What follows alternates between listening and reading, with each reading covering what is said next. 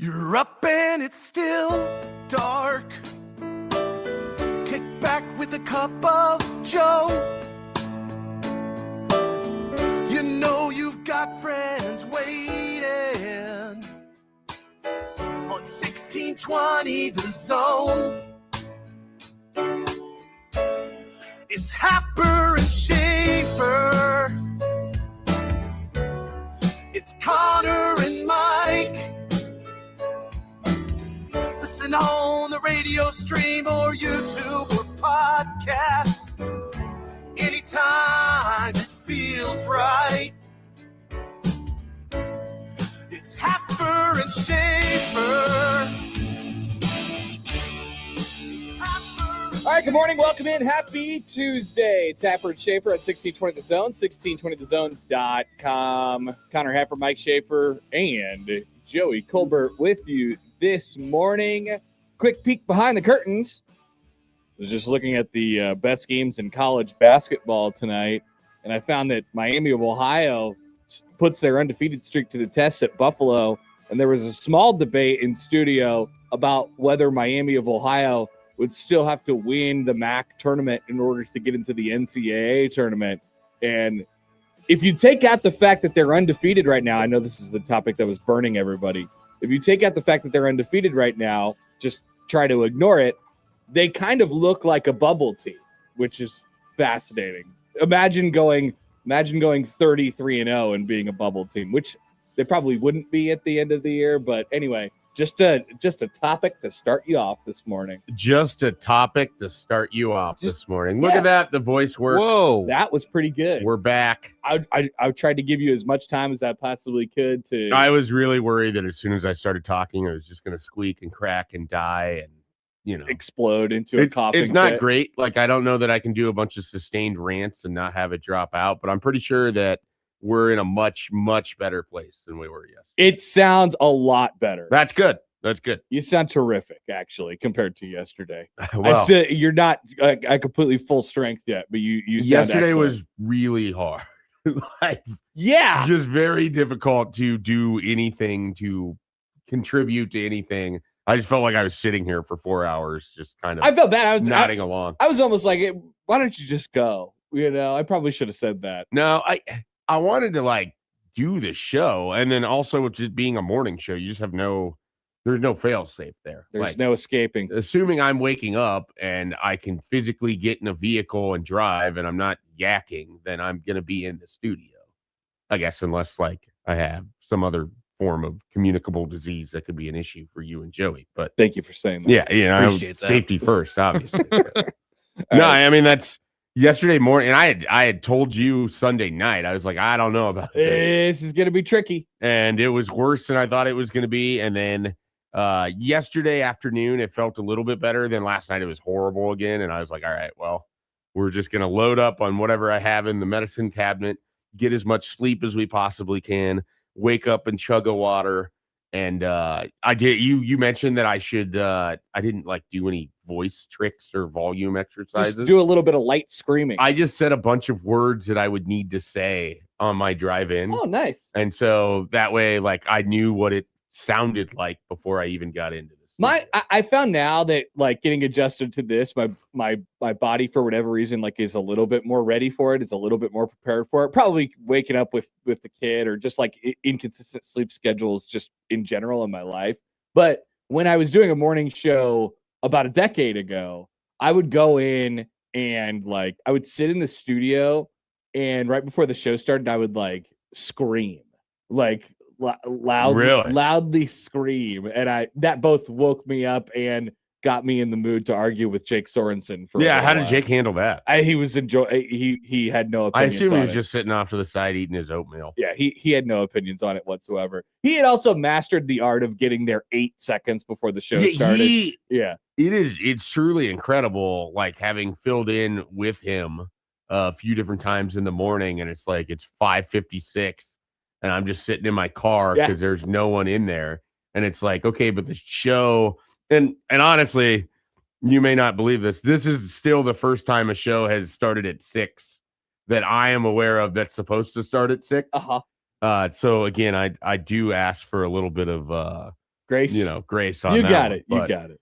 yeah, so they usually started at like 6:03, but yeah, I mean, he would get there at like 5:58. Mhm. The lights nothing would even come on, or they were like the ones that would just come on if someone's in the area. Be in the studio, have everything turned on, have it to where it needed to go, and then we would go. Radio. We do what we need to It's do. just like, whoa. We do what we need to do. That's including young Jake. All right, welcome everybody. It is Tuesday. Yeah, there's a couple decent games in college basketball tonight. If you're interested in Indiana and USC, or if you're more the Big East flavor, can I interest you in St. John's and DePaul from Wintrust Arena tonight? Neither of those are like because Indiana's on the bubble. See, there's a voice crack right there. Indiana's on the bubble. Yeah, but USC's kind of.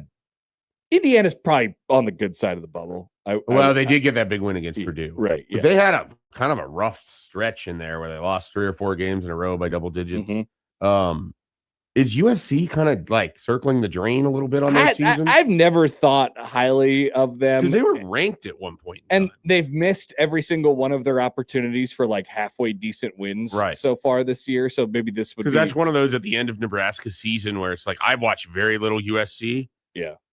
And they're 16-6. Yeah. But they have 32-year-old Chad Baker-Mazara. So, I mean, you never know. Maybe he gets better at the end of the season than he was at the beginning. But yeah, Nebraska has them in the third to last game of the season. So that's in the they Big really Ten need this game. Is Nick Stauskas on the call? Great question. I will do some research. Please, it's a peacock. Please check Joey. I would love to know what the answer to that question is. You would think that they have a West Coast Peacock team, right? You would think that they would have real broadcasters, right? Somebody stationed out there. I'm not sure. Nick Ball will be doing the St. John's DePaul game tonight. Nice. The good Nick. Nick Stauskas is not doing the Indiana USC game. Okay, right. Who do we have on that? It's Ted Robinson and Matt Milibach. Whoa. That is definitely the West Coast Peacock team. I am not familiar. I'm not either.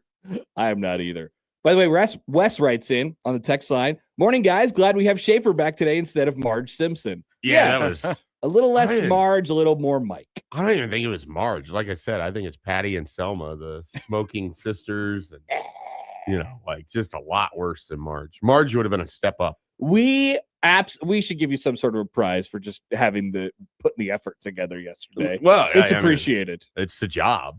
It is. You've done it before. We've all done it. Like, good job by you. Part of doing radio is you show up and do the radio. So we'll see if our guests show up and do the radio today. I have no reason to believe that they won't. Mitch Sherman from The Athletic will join us at 8:30. Jacob Padilla from Herd at Sports will join us at 9:15. That is our lineup. Elsewhere today on the show, still have that topic. I mean, this is almost turning into our Caitlin Clark thing. I still have this topic. Yeah, I kind of love this. That's sitting on the sheet. I saw it on the rundown yesterday, and still there. I had like this moment where I was like, didn't we discuss this yesterday? I don't even think it's a good topic. You had it pulled up on your computer. I was ready to play We went somewhere else, and I don't remember what it was. I was ready to play it, and then it never came through. So it's still sitting there. I don't know if we'll ever get to it. Local baseball fans, the Royals have a new television home this year, something that makes me like sort of excited.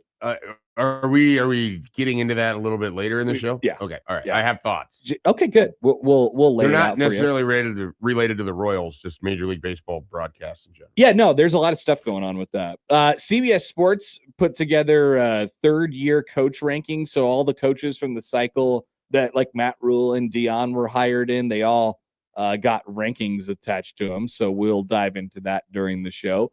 Are the only SEC wins anymore in court? What an interesting question from a couple Big Ten hawks. Yeah, well. Interesting. We have as much validity as a state court does to decide NCAA things. A Mike Schaefer Creighton question? Yeah. Ooh, fascinating. I wonder how antagonistic it will be, if at all. I don't know that it is it? I don't know. You know the question. It doesn't look like it to me. All right. It doesn't look like it to me. We'll see. The NFL. Joey, wake up. Did someone say schedules? We are going to Paris, and somehow we are going to Melbourne, Australia. Yeah, I can't imagine being the teams that have to fall on that. The Rams are one of them. Ugh. And the Saints are playing over in France, and that's week 7. Oh my goodness! Wow, you already know that. Yeah, they said when they're going to play over there, and they also announced another international game this season. They finalized the international schedule.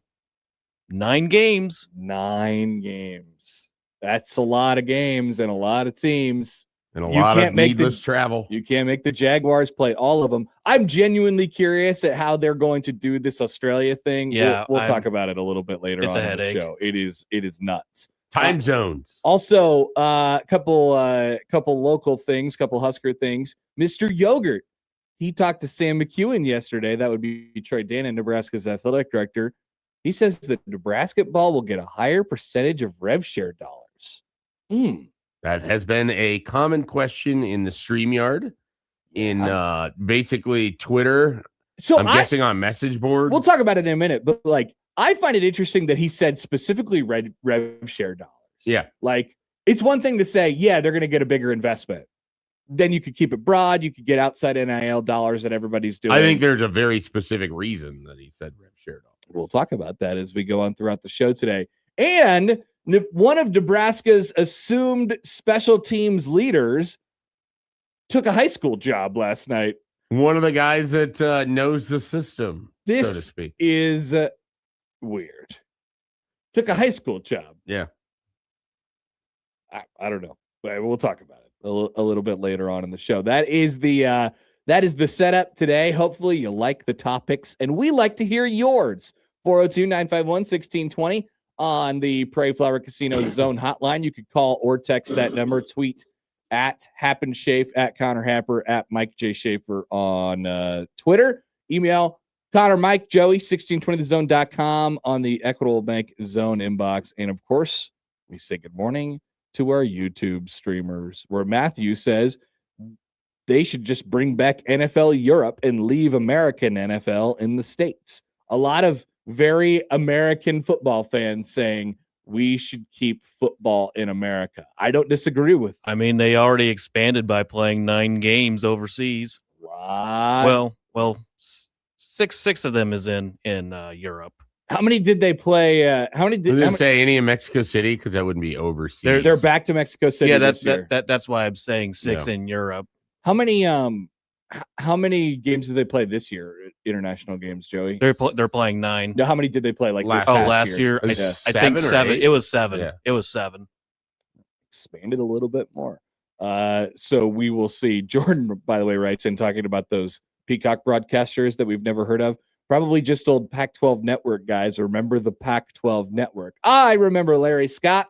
Yeah, I do remember Larry Scott. He tanked a whole conference. They you could basically only get it on Direct TV, it felt like. You know, they had the smallest broadcast footprint that you really have ever seen. Don't think they got picked up by any cable Yeah, networks. well, I mean, you'd have to have brands people want to watch to be picked up by cable networks. They had USC. They had UCLA. They had many teams. They had Oregon. Yeah, They had again, Washington. these are not exactly like They had Arizona State. things that are going to make people clamor to watch television. You don't think that they should have got that on a cable provider? No, I think they should have. Like- I don't think that the way that they had it structured was going to, like, people weren't clamoring to pay extra money to watch, you know, a track and field meet with Oregon.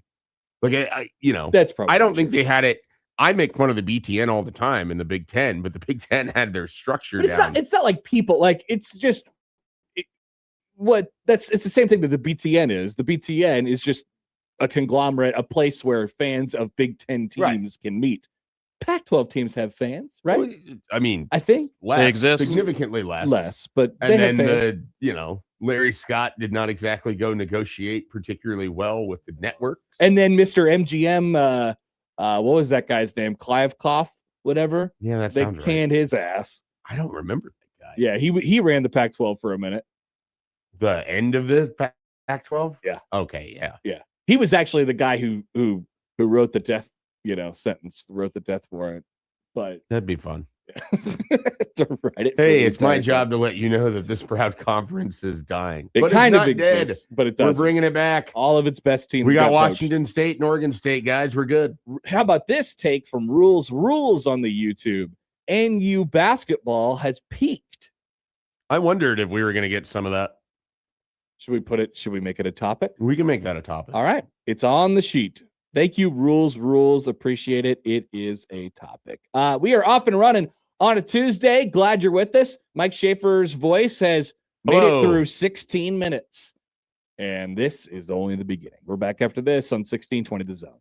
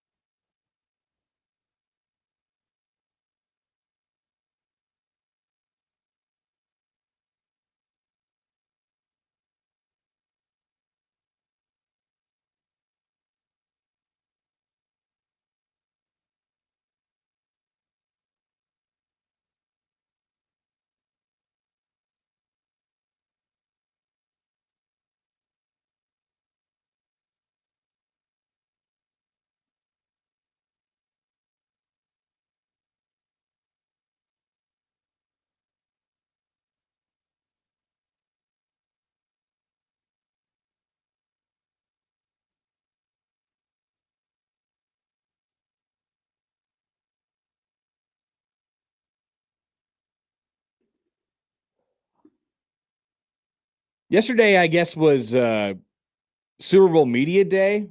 And it's weird. Or maybe today is. I don't know. But I saw some Mr. pictures. Desk would know. That is true. He's there. He's setting things up. Possibly a desk.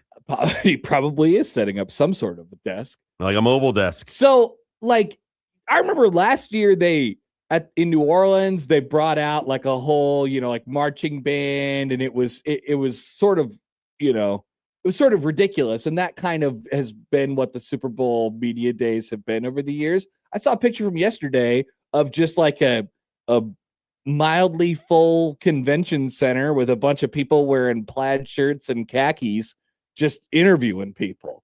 Maybe we got back to our media roots yesterday with the Super Bowl. I was thinking media roots with the plaid shirts and the khakis because absolutely. Really the quarter zip has, and as someone currently wearing one, yeah, the quarter zip has replaced the plaid shirt as like the standard. It has, media attire. It has. So if the plaid shirt is making a comeback, I probably need to add to that. Well, I'm not a sports writer anymore. That's true. You could wear quarter zips freely.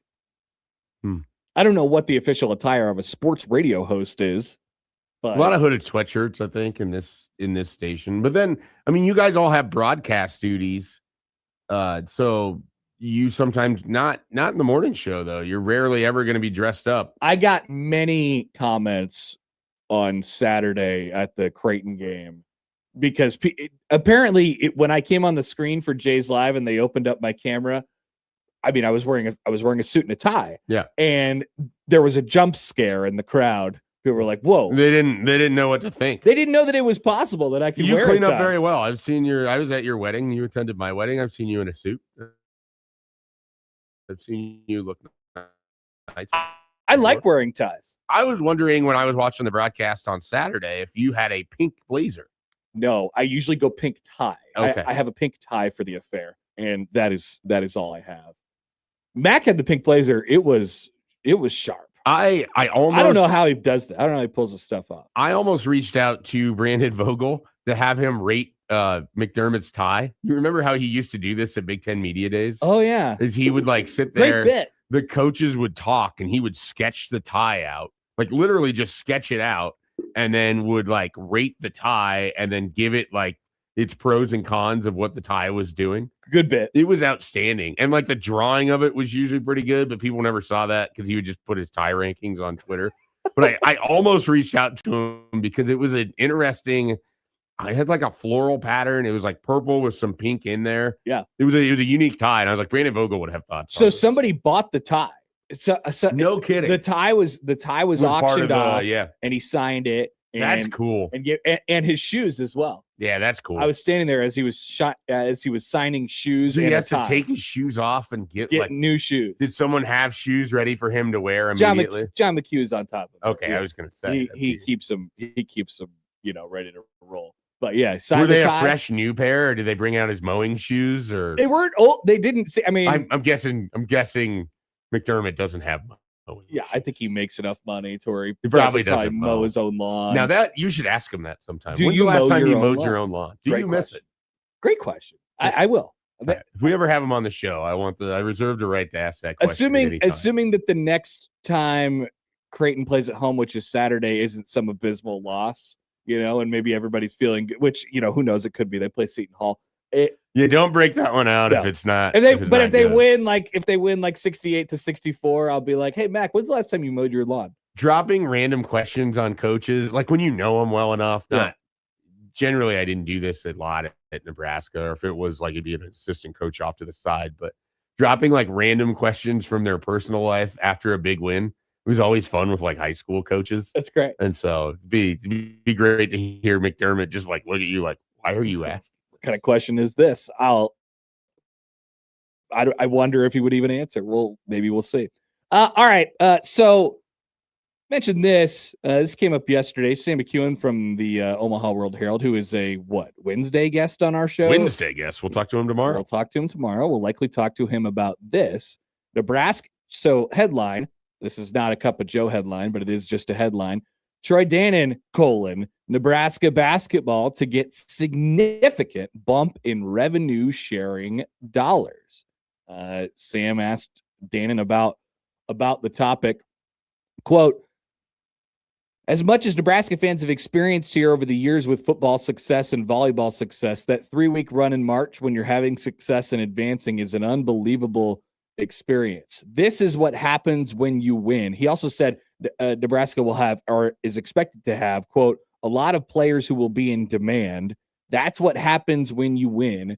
Also, and then you also want to build around them with more talent. Husker men's hoops, Dannon said, quote, we'll get a significant percentage of the increase of the rev share dollars. Get a significant percentage increase of the rev share dollars. And then he goes on to talk about sort of the rest of the season and how happy for Freddie is and all those different things as well. But I don't know. When I saw the headline yesterday, I thought, oh, that makes sense. I mean, we've talked about it before on the show. They're going to get a nice increase in NIL money that comes in from outside the program. I think there is an untapped basketball money market that is out there for Nebraska basketball to take advantage of a little bit as well, capitalize off of the success.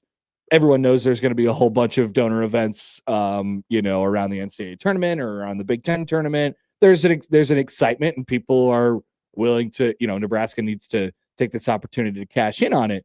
And then when I specifically saw the quote of rev share dollars, which that's out of the pot of this year it was $20.5 million. Next year, I think it'll be in the neighborhood of $22 million that you get from the athletic department to pay directly to the athletes. And that's all you get. That is a capped number. It's a percentage of your total revenue or the NCAA's total revenue or whatever it might be.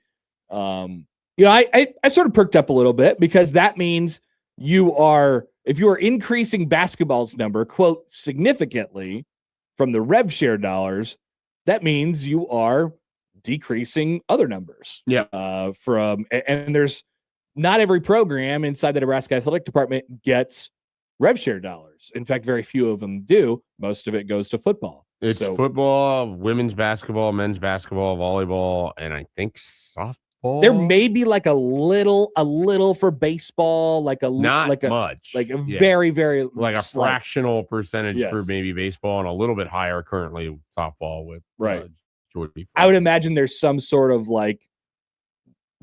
there's some sort of side pool of hey, if we need to, we could deploy this. Maybe it's $500,000, or something like that. A small percentage of the total number, but in general, what we're saying here is Nebraska basketball, if they're getting a significant rev share increase next season, it is getting taken away from the football team. Yeah, I mean, because you're not taking it from basketball, which is doing well, and it's going to have a player in Britt Prince that it needs to get another 5-star next year. Yeah, I mean, I don't think you mess with anything. I think women's basketball is going well. You wouldn't want to mess with that.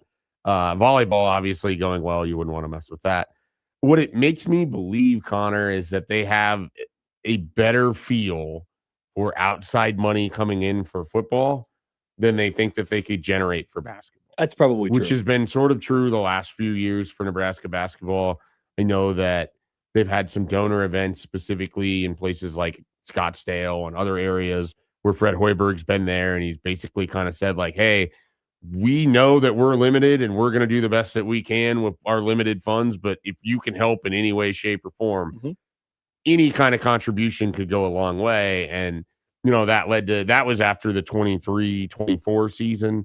So they had a little bit of a push there at that point. And that was when they went to the NCAA tournament. Right. And so the year after, that money, I think, ended up getting rolled into the extra money that they were able to accumulate. It ended up getting rolled into getting Braxton Mia, because you weren't going to have Rink Mass. Oh, that worked. You're having to pay. I mean, it did and it didn't. It wasn't horrible. It could have went better. I mean, there's no question on that. It could have went worse. Yeah. They're currently paying for someone who's not going to play at all this year outside of against New Hampshire. So, there's that scenario. But to me, it basically just reflects hey, we've got a better chance of outside money coming in for football. We can make up that gap that would happen in rev share. Basketball, for us to sustain this, to keep Sanford and Berkay and Frager and Cale Jacobson and whoever else they want to keep from that group. I mean, those are your core four. Essegian's going to be back, I'm assuming. So that's 5. I shouldn't assume that. He has the opportunity to come back should he want to. I mean, from there, you also want to go build, and you're a top 10 team in the country. Like this is the Emmett Johnson is an All-American candidate. Why didn't you go get a running back to, if you're ever going to spend in basketball when you've been a top 10 team and you were 20-0 and your first 2 losses came in playing games against top 10 teams and you lost by a total of 12 points. We'll see where this thing goes. Now is when you invest in, but you capitalize on this. Got to cash in. And so they have an opportunity to maybe go in the portal and get a player or two that could be interested in them that maybe weren't without this prior success. So you want to make sure that you have the funds to be able to do that. They're not going to be swinging around Kansas style. I think that's the important note. They're still going to have to be judicious and smart and all of that. This is an avenue or something to say out loud. I think it's really important that it gets said out loud because you're saying, hey, I know that there's going to be people that are becoming, I think 2 guys in particular, Price Sanford and Braden Frager. There's going to be people who are going to say, all right, nice season this year. You really, really helped Nebraska. You want to play in the big time, come play at Arizona or come play at, whatever. And they're going to come in and they're going to say that, how much money are you getting paid this year? And now Nebraska can say, or Pete Golding's going to text him, what's your buyout? What's your buyout? Yeah, I'm in class right now, coach. Please don't text me. What's your buyout? What's your buyout? What's your buyout? Coach, I don't play football. And now Fred Hoiberg and all the people over there could say, yeah, we could be competitive to retain our roster. Because like you said, I mean, Nebraska has a history under Fred Hoiberg, not only a couple guys that you just mentioned, but obviously in the Fred Hoiberg version 1A of this, where money was thrown around and it didn't necessarily work out for the best. So they don't have it. They have a bit of a checkered history with that. And they've also gotten guys to take less money to stay there. I mean, Bryce Williams would have made some real coin on an open market, and he chose to stay at Nebraska because he wanted to be part of the team to do this. And same with like Rink Mass, same with Jelani. Like, one of the sad factors of last year going the way that it did, a lot of those guys were selfless in what they did to give Nebraska a chance to even be another, quality team again, and it didn't work out how they wanted. Because if it was always about chasing money, those 3 guys, or at least 2 of them, I don't know what Mass would have done. His situation was different. Those 2 guys could have gotten paid a lot more. Yeah, and a lot of this is like, you got to find, they have a group of guys that work. Well, I think Fred really, he doesn't talk about culture in the same way that other coaches do, but he has established one where guys that have played, I mean, look at Jamarcus Lawrence. He knows what it's like to leave and then go somewhere else, and it's not nearly what you thought it was going to be. Get more money, get more minutes, but not the same feel or anything around the team. That looks like a guy who loves every minute of every time he's on the floor because he came back to play here. Yeah, and as I've said before, like their style of play and what they're doing, that part of what they're doing is completely replicable, and they could even it could be tweaked and changed year by year. What they have this year, though, in terms of the chemistry and in terms of how connected they are, that part is hard. Yeah. Like, do you think there's a fragility to this whole discussion though? Because it's like, you have an access to a different class of player, but how do you maintain like what you have and what you've built around? And you're hoping to have Sanford and Frager back that can carry kind of the shooting load, and you want to add pieces in around it, but you don't want it changes. It changes year by year because how many different iterations of Creighton have we seen, over the years, right? Like they haven't always had to have, they've had their star players, but they've come at different positions. They've had kind of slashing wing types. They've had 3-and-D guys. They've had like point guards who were just absolute dogs. Right. They've had bigs who have been incredible. When I think of players. McDermott Creighton, though, it usually, and it's not just because Kalkbrenner was here for 5 years, there's usually an element of they've had post players that have just been really, really special, or they've developed them into being really good. Different kinds of they're not always stars. Like Kalkbrenner was a star, yeah. But that's something that always has felt like an element of a McDermott team, and that's what makes this year so weird about what's happening. Yeah, like, they've always been the sort of like athletic rim runners, and stuff like that. And and they haven't got that from this year. But like I said, with Nebraska, it'll change. The look of it will change, and it's adaptable depending on personnel and stuff like that. So it's not like, oh, if X player leaves, then you have to go get an exact replica of him, and you're closing down your sort of field of view on players that you could get. No, it doesn't have to be like that. And frankly, I think Fred Hoiberg is a good enough coach to where he could work with sort of whatever he has very clearly. What they're doing this year. He's also done a nice job of evaluating the people that fit what he wants to do too. There's no from a on court, but also off court. No doubt. He's got the right mix. He's got the right chemistry in there right now. And I think so all that is important to keep around and double down on and all that stuff. And this rev share thing is just an opportunity to be able to say, all right, great, but we're not going to change. We're not going to change who we are. And I think you make an important point about, where the money sort of comes from. And like, there's a lot of other, I don't know how people think about the money in college athletics. Like it probably depends on how into it on the day-to-day you are. But I know there's some people who will probably say, hey, look, all you get is $20.5 million, or all you get is $22 million from the entire athletic department. And so you're telling me that football just gets less? Like, I don't like this. No, that is not. It's being case. Made up some way, somehow. Yes. And generally probably from the same people who were largely responsible for 1890 and everything else. And like I said before, I would imagine there's still some outside untapped basketball money. Yeah, that's the other thing. Like this doesn't have to be the entire slice of pie. Like you can go get some other, and I think part of it is that they're betting that they're more likely to get the outside money still for football, even with how that is gone, than they would be for basketball. Yeah, it's more consistent. Yeah, because there has been examples of it before. One of the things that's interesting, we should talk with Max about this on Thursday because he'll have some insight that you and I wouldn't. But one of the things that's unique and difficult when it's not the rev share money is you have to find a way to sort of be able to funnel that and get it through the clear, and like teams are. It's almost like money laundering. You have to make it. Look, it is money laundering. You have to make it look good, but they have to be able to work this all through the clearinghouse and all of that, and it's not as simple as it seems like it should be. But that has been the constant refrain. That's interesting. Yeah, put a pin in that because it's funny because everybody finds a way. Like nobody's got a way to do it, but nobody's gotten nailed by the clearinghouse yet, have they? No, but there's some. We gotta catch these scumbags. There's some feeling things could be coming in that regard, and that's only going to lead to more court cases. And this is where having absolutely no parameters and guidelines is not going to be helpful. Great. Basically what I'm saying is prepare yourself for more exciting off-season stories. Here's a text from the 402. Just give all of football's rev share to basketball. Hoiberg is the better coach with the better future. That would not be prudent.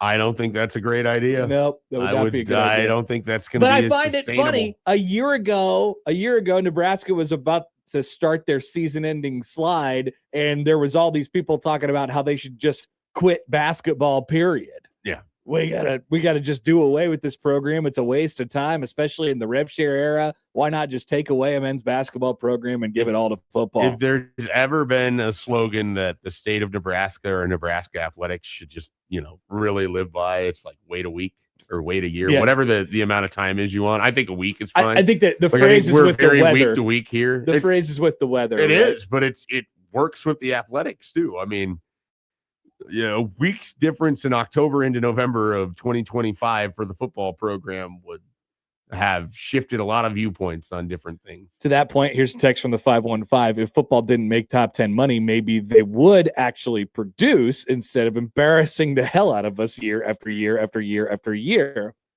I'm glad they make top 10 money because it pays for everything else. Yeah, I understand the sentiment, and no, there's no doubt what Fred Hoiberg is doing with limited resources right now in comparison to his peers is incredible and fantastic, but it's no reason to not spend money. Right. Like, you have the money, you have to put it back into your programs. Right. That's just what you do. No, you're not like, hey, well, we've put a lot of money into it and we've got no results, So let's just try and flip the model and not put any money into it and pretend that we're going to get good results off of that. Right. That's no way to do it. Yeah, I mean, you just have to continue to attempt. Like that's where we're at with Nebraska football. Continuing to attempt. And it should be noted, like it's still better than where it was. Like that's the thing about the soft season that I think is most difficult for some people to square up. Is like your back-to-back years of at least a winning record. That hasn't happened since 2013, 14. So over a decade of back-to-back seasons with a winning Very record. cool. Which it doesn't feel great. Nobody's over here at 14-12 over the last 2 years and, banging on the door, but it's incremental progress, if nothing else. Here's we'll end with this. A comment from Debo on YouTube. He says, I think the big reason the basketball has gotten here is because it's largely been left alone. Putting a focus on the team could be detrimental in the long run. I see where the road we're going down here, and I don't necessarily disagree with it. You have to hold it when you press cough. I thought it was going to be a quick cough, and then it ended up being a long one. I see the road that we're going down here, Debo. Like, I think there's something to it. Like Nebraska football or Nebraska basketball, much like Indiana football, has is in the shadow of another sport in its athletic department, and it is not burdened by tradition. It is not expectation. It is not burdened by expectations. It's just like, we could do things quietly and all those different things.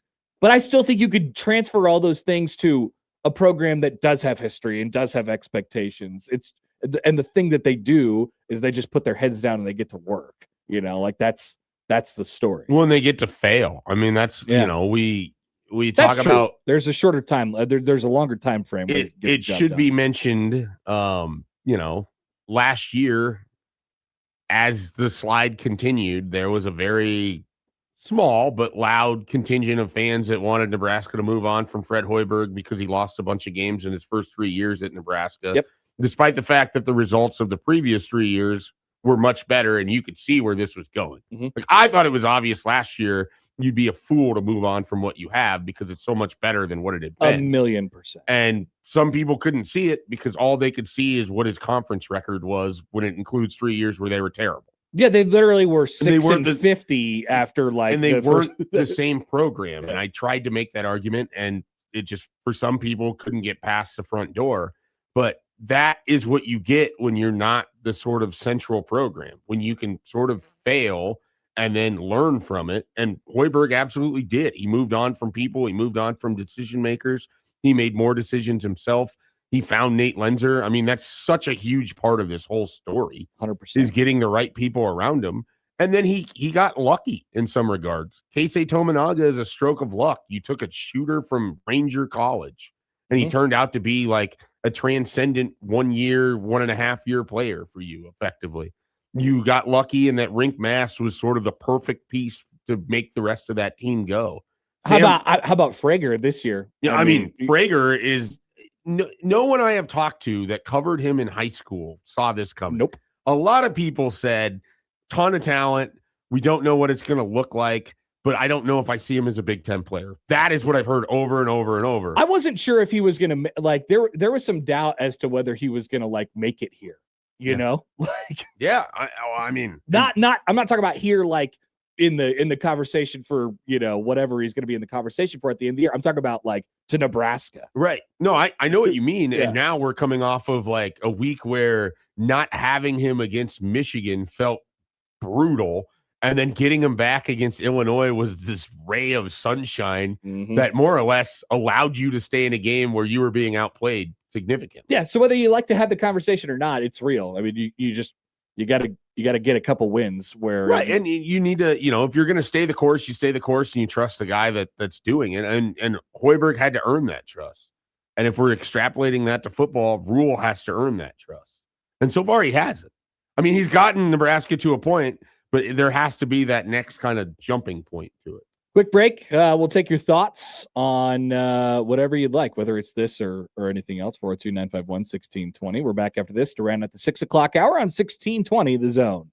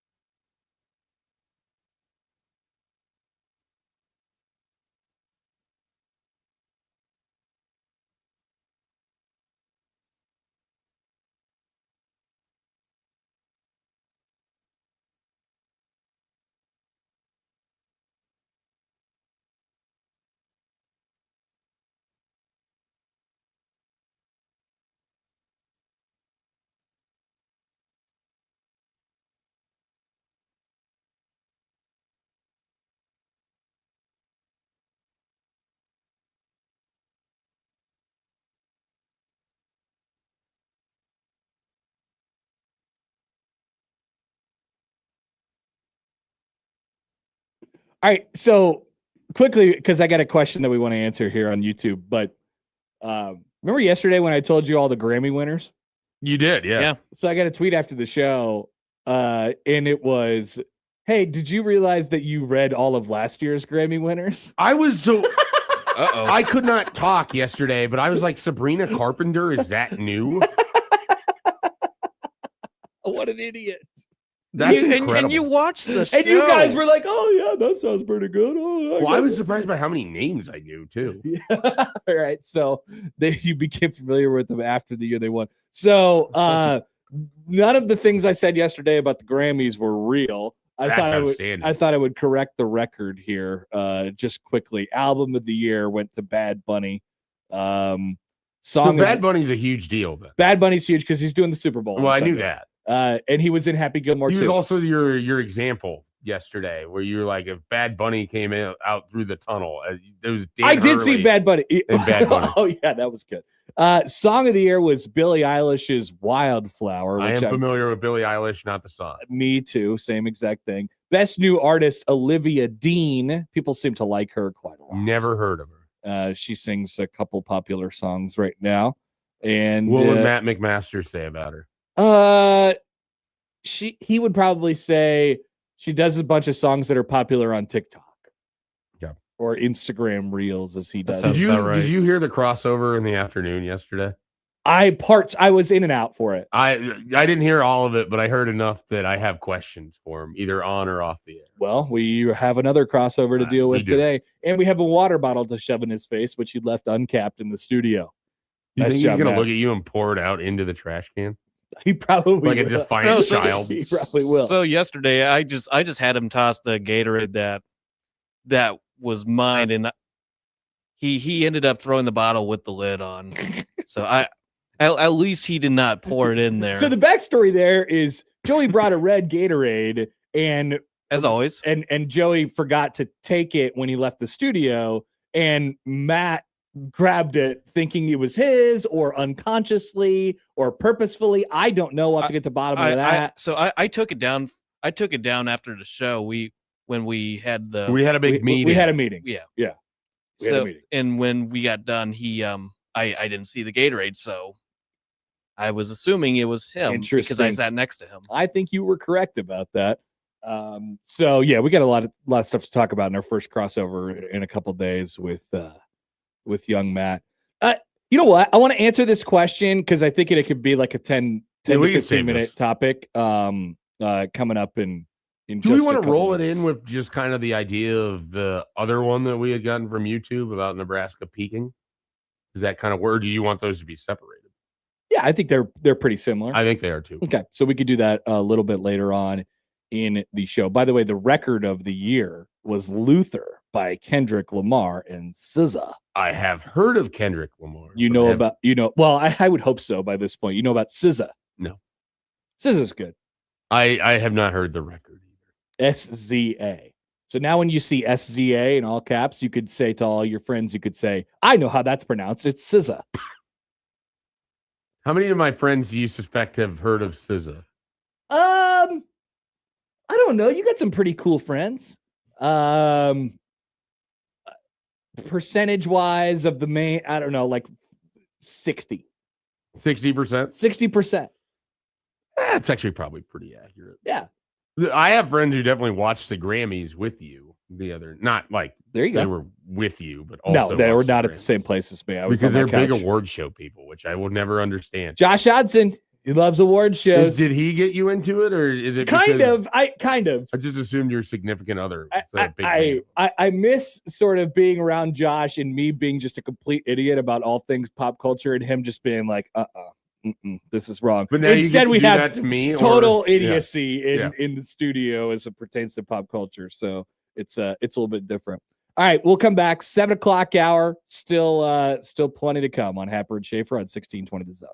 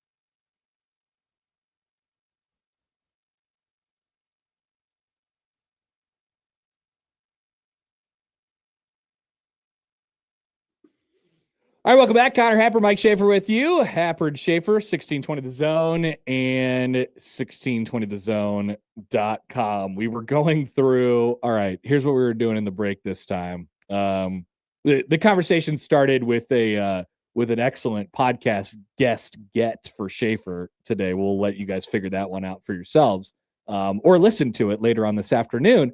But we were trying to figure out who Miami beat in the 2023 NCAA tournament when they went all the way to the Final Four. No. Didn't they get to the Final Four? Wasn't it Miami UConn on one half of the draw? It was, yeah. Sorry, this is all very triggering. I'm very close to being triggered on all of these things. But yes, they went all the way to the Final Four.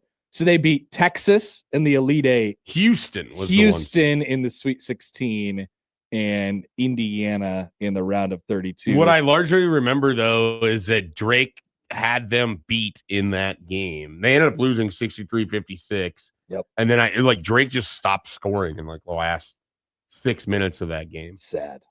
So sad.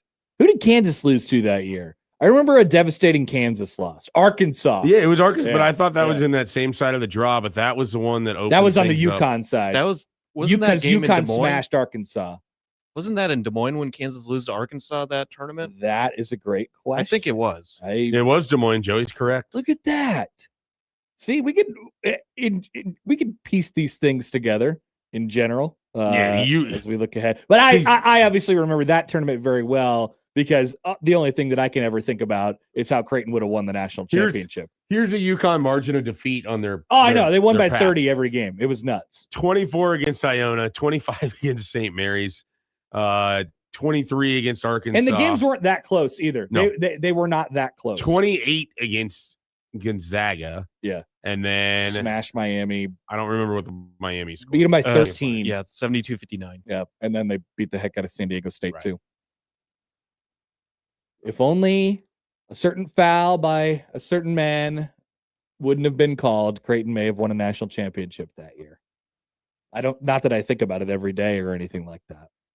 I just don't know, even had that worked out. Had they still would have had to beat FAU, which FAU is playing very well. They were. And that's Dusty May's boys. And then they would have had to beat UConn, who we just determined beat everybody by a significant margin. Which they had beaten UConn, you had mentioned. They had beaten UConn. They lost to them on the road. They beat them at home. That was the original Hell in a Cell game. Yep. The 50, 56, 53 or whatever it was. It went. I was convinced that Creighton was going to lose, and they were on this run where they just couldn't they found a way to pull these games out of their butts. And Trey Alexander, I think, hit a big shot late. He had I'm looking at it, 17 in that game. God, that team was so good. And I'm talking about UConn. That team was so good. I don't know. All I'm saying is it would have, what do the kids say these days? Fed generations. If kids say that? If Creighton and UConn would have met in the national championship, I don't know. What context does that ever make sense? It would feed, Joey, you hear this, right? It would feed generations. Yes, it would. I don't understand know how this makes any sense. It would just feed generations. So how is it used? Like in what way is this used? It would, something really good that's happened. We would think about it forever. Okay. It would feed generations. That was like my first time producing the Creighton games on the radio, because I didn't really produce in the full season. I started really producing the games in the round of 32, and I went to the Elite Eight. That was one of the proud moments for me, even though that Elite Eight game ended real bad. I was at Book of Mormon. That's where I was when that game happened. My wife and I had tickets. She did not want to go because obviously she grew up here in Omaha and going to Creighton games since she was young. Wanted to watch the Elite Eight game, and I found someone else who wanted to go to Book of Mormon. That you found someone else? Yeah. I didn't want to just have an empty seat. Like, that ticket costs money. You weren't interested in watching Creighton play the Elite Eight? No, why would I want to watch that? I came out, and to be honest, it was everything I could have asked for when I looked at my phone, and that was that. I still have never seen a highlight from that game. I don't know the foul that you're talking about. What? Yeah. You've never seen it? Why would I don't care. Oh, hit it, Joe. Yeah. What? I do have no idea.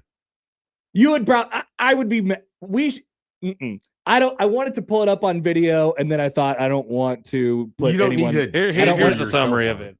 Horse crap call. I don't want to put myself through it, but because I also have a feeling that if I showed it to you for the first time, you would say, oh, that's a foul. And then I would get mad. There is 100% chance that I've already determined it's a foul before seeing the actual play.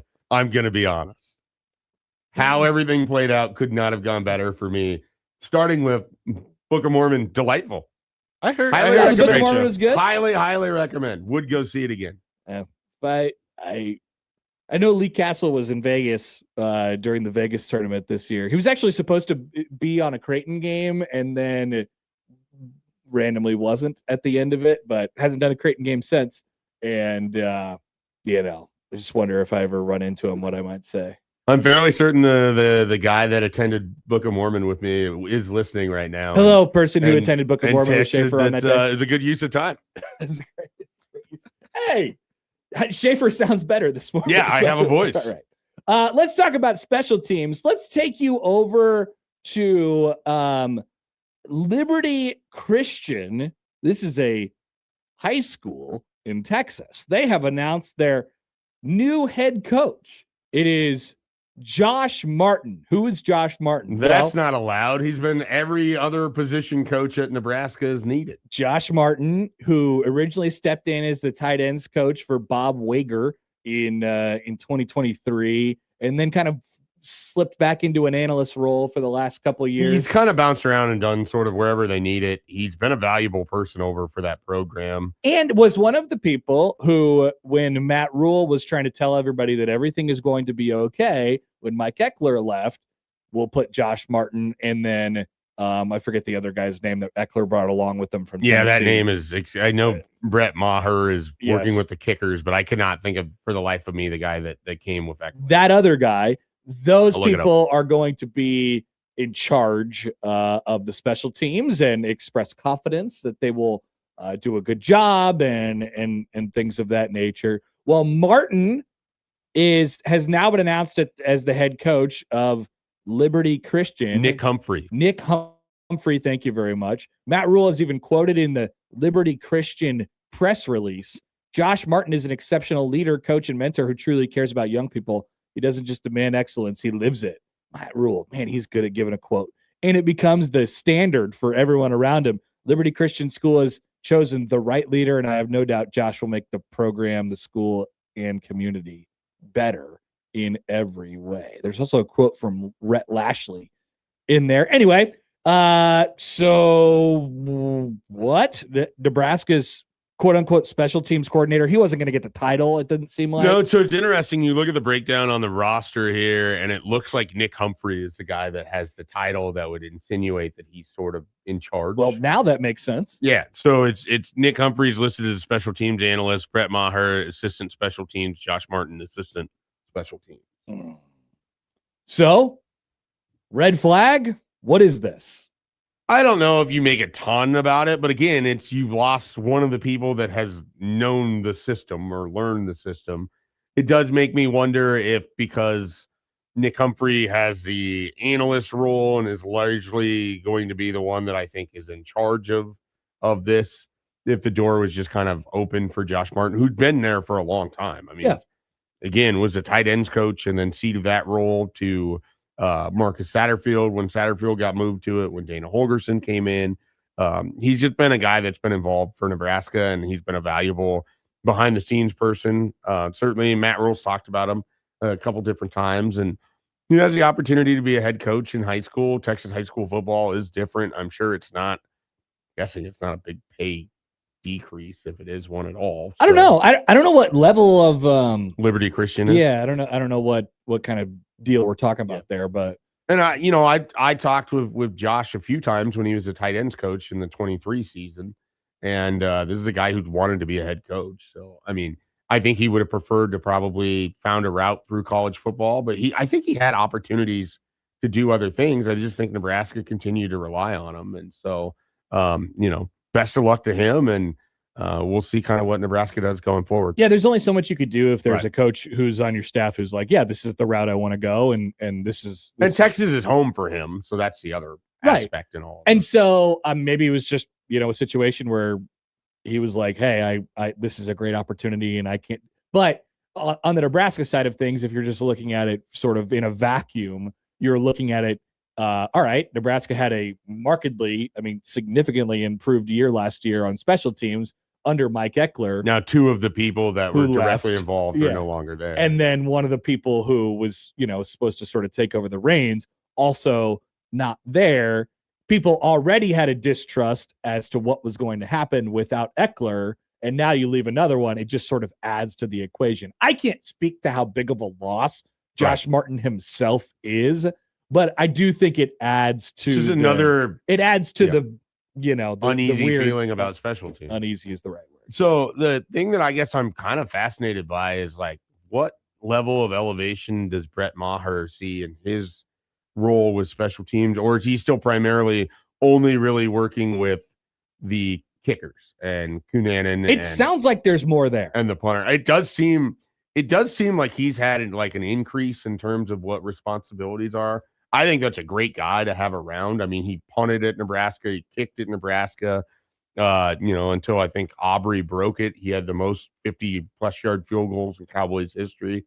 Maher is certainly, from a kicking perspective, a resource that very few people would have to tap into.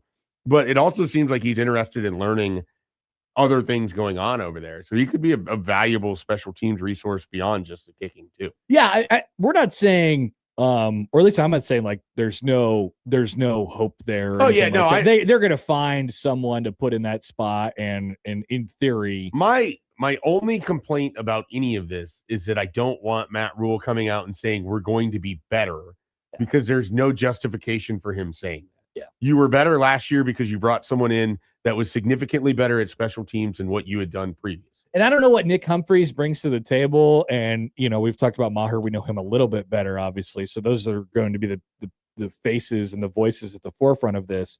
But I just felt like a big part of what made Nebraska good on special teams last year. Obviously, you have Eckler and his, as they call it, teaching progressions, right? But I also think his energy and his confidence also led to some of their success last year. So it's I think it's fair to wonder, like, what are they going to get in that category this year from the guys that they do have in charge, who don't have nearly as much cachet as what Mike Eckler did? Yeah. And now you're without Josh Martin, who's been around for a long time. And he was a player's coach that people felt comfortable, or players felt comfortable being around, learning from. We've heard Sam say this multiple times, that a guy like that in the current environment is maybe even more valuable than he was 10 years ago when he was at Nebraska, or 12 years ago. And so that's kind of an interesting thing to sort of think about. Nick Humphreys' background real quickly, was a linebacker at Tennessee from 2017 to 2022, walked on to the Volunteers, was a key member of the special teams unit, so special teams player. Got history. He played under Eckler, who coached him for at least one season, and now has worked under him a little bit. So he would have a pretty strong working knowledge of what's needed. It's whether he can apply that as a coach, we'll find out. Yeah, and frankly, and there's going to be other people that help. The thing about special teams, I don't think he'll get a coordinator tag. No, he's got the analyst tag. The thing about special teams that sometimes is a misconception, all the other position coaches have roles inside of it. The coordinator, a lot of what they do is designing how you're approaching things. And so when like Mike Eckler is watching film and he sees a flaw in the way that Michigan State is blocking up front in a certain look on punt, and he can identify that, like that is what he's kind of bringing to the table. He's designing the concepts of what you're doing, but like Nebraska's had multiple different coaches that are involved with the actual mechanics of who's back there catching a punt return. Right. He's picking the people that are returning the punt and setting up the wall and all of that. So the question that they have to sort of like evaluate is, why did it work so well with Eckler? Plus, why did it not work with Foley? Right. Like, and if the conclusion that they come to is, well, Eckler was just a better coach, then that's okay. That's a story. Just find a better. I think it's strategy. I mean, Eckler's strategy with punting. But so you have to, in this next era, in this next whatever it is, you have to put those guys in the right Right. position. And that's the thing that we're sort of wondering about. And so that's where Matt Rule's trying to, and I don't know whether I accept it or not. I think there's a healthy dose of skepticism that anyone should have, but he's trying to say, hey, he didn't reinvent the wheel. He had a very specific strategy to limit punt return yards. We can continue to do that. He had a specific strategy for how he wanted to set things up on returns. We can continue to do that.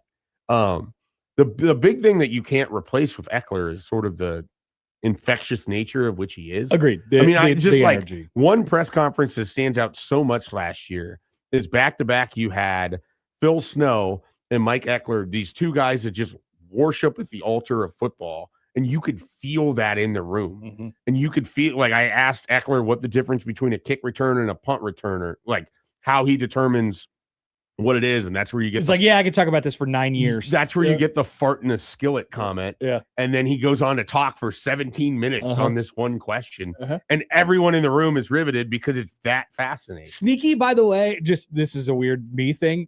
That's kind of why I always liked Diaco.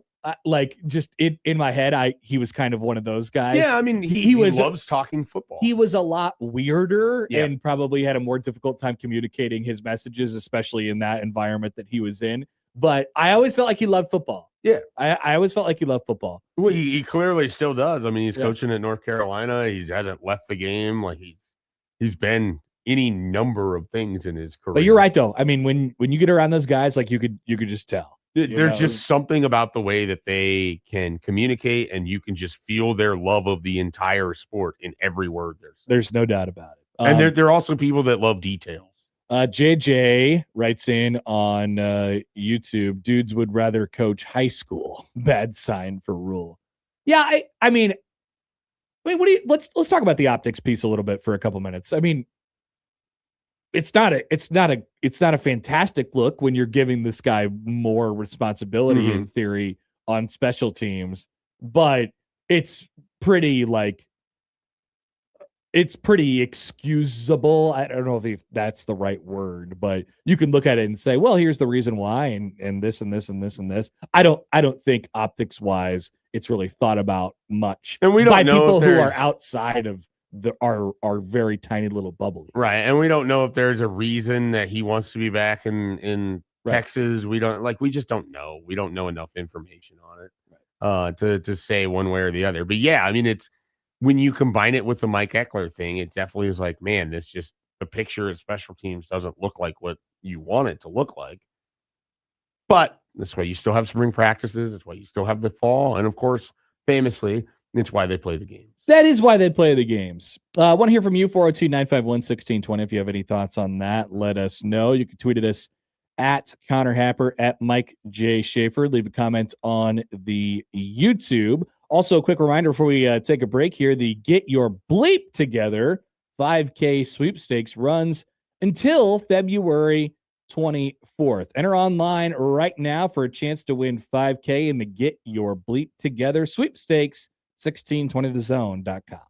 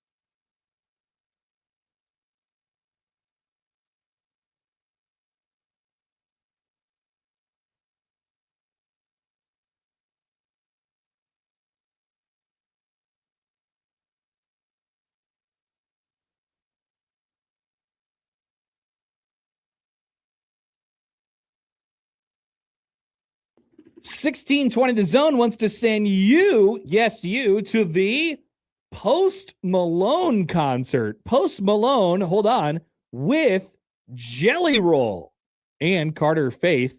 It's called the Big Ass Stadium Tour.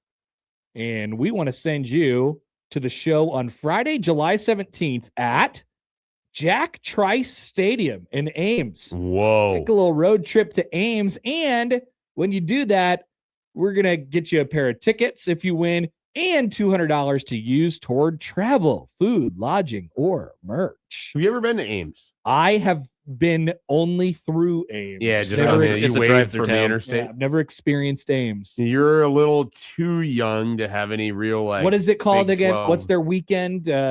Vaisha or something like that? No idea what that is. Yeah, they have like a big drunk weekend. But every weekend in Ames is a big drunk. But they have like a big one. Yeah, All right, when I went for Nebraska, Iowa State in 2008, it was a big drunk weekend. So well, maybe you were there on that it was, weekend. My first experience with like a real open campus. And That's great. yeah, it was. I mean, my buddy's sister was in the vet program over there. And so the vet program, a lot of people just buy or rent trailers in this specific trailer park. Yeah. So this trailer park was just off the hook. I mean, the whole experience was great. I went to Unofficial at Illinois once, which is their St. Patrick's Day weekend. That was I can't tell you that it was a good time, but it was a time. A time. It was. I don't think any time. When apologies to Kevin Suits if he's listening. I don't think any time in Champaign would be classified a good time. It was a bad town. Yeah. It was a rough I town. do not enjoy Champaign at all. Has nothing to do with Brad Underwood or that Illinois basketball team either. Oh, G. Fred says Vaisha is dead, unfortunately. Oh, wow. Dang.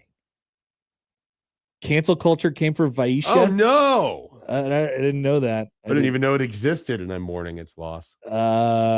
Yeah. From an annual this is from AI, Google AI, 1922 to 2014. Wow. I guess I'm old as hell. Apparently, this had some sort of initial academic purpose, and then obviously it took on a very different light due to significant riots, vandalism, and alcohol-related issues in 1988, 2004, and 2014. The event was permanently discontinued by President Stephen Leith in August 2014. It's hard to believe such a thing could happen. And it's called Visha, not Vaisha. Thank you, G. Fred. Appreciate that. No, never experienced much Ames in my life. Okay. Maybe I need some Ames. Look, I do. If Post Malone's going to Ames, you can go to Ames. I will say this. I miss the Big 12 for that reason, where I could be able to say, hey, I'm going to wake up in the morning and I'm going to drive to the football game. Yeah, It's miss the 2.5 hours proximity. away. It's great. No, And Ames was the best city to do that because it's the closest. Manhattan is Equally- pretty fantastic. equally, yeah, from yeah. a distance perspective. How was I probably Lawrence? preferred Manhattan because Aggieville, but they were both great. I mean, Man, it the does Big feel 12 like the North, college students are robbed of that a little bit to just go like They are. to go hang out in a town for an entire day, Instead, maybe you a day and gotta a half. drive your butt all the way across the state of Iowa, stop well, at the the world's thing is largest truck stop, and The then closest one is Iowa City, and that's on Black Friday, Yeah. which is not like an easy. Minnesota is the best road Yeah. trip. Wisconsin's decently easy. Yeah. The rest of them are almost impossible, and it requires you or to you have have to go to Evanston. horrible. It requires you to have the worst Sunday of your life Yeah. every time you return Because you have to drive through Iowa. because you have to drive through Iowa. And Specifically, that's at least 4.5 hours. specifically the stretch between Des Moines and the river, the worst part. And that's the last part, and it's the I don't know longest that part, any. and it's the worst part. I don't know that any part of it is good. I will say that, like, once you get north of Ames, that stretch to Minnesota isn't that bad. Other than you will Agreed. hit the hog confinements, and that smell Stinky. will be horrible. So the good thing about driving back going west on I-80 in Iowa, the mile markers decrease from like 100 to 1. So like as you go You can past tell. each mile marker, you know you're getting closer and closer. Never thought about it in that sense. I don't know that it's a. Because if I you, don't know if, that's you, an if, enhancer. it's 1 to whatever going east, but it's whatever to 1 To on the one. way back. Yeah. That's true. Unless you pull off and you want to take the North Interstate and then you get off at like 30 some Yeah. before you get to 680 come back west. Anyway, Nick from St. Louis writes in, okay, so far we have St. Louis and Champaign as the two spots you guys don't like. I'm keeping a running tally. Thank you, Nick. Evanston. Evanston. Put them on the list. This could be also potential fodder for our upcoming bit, City of the Day. Yeah. Which is still on. I didn't forget about City of the Day. It's still on there. And we'll get to it at some point. Schedules. All right, Joey, it's your time to shine. It is. The NFL has announced, of course, it's Super Bowl week. They have a bunch of initiatives that they want to talk about. Roger Goodell gets a microphone in front of his face yesterday. The NFL will be returning to Mexico City in December.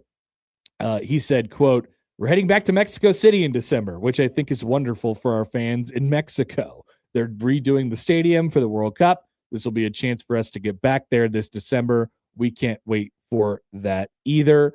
It will be played at Estadio Banorte in Mexico City. And that will be 2 consecutive years there.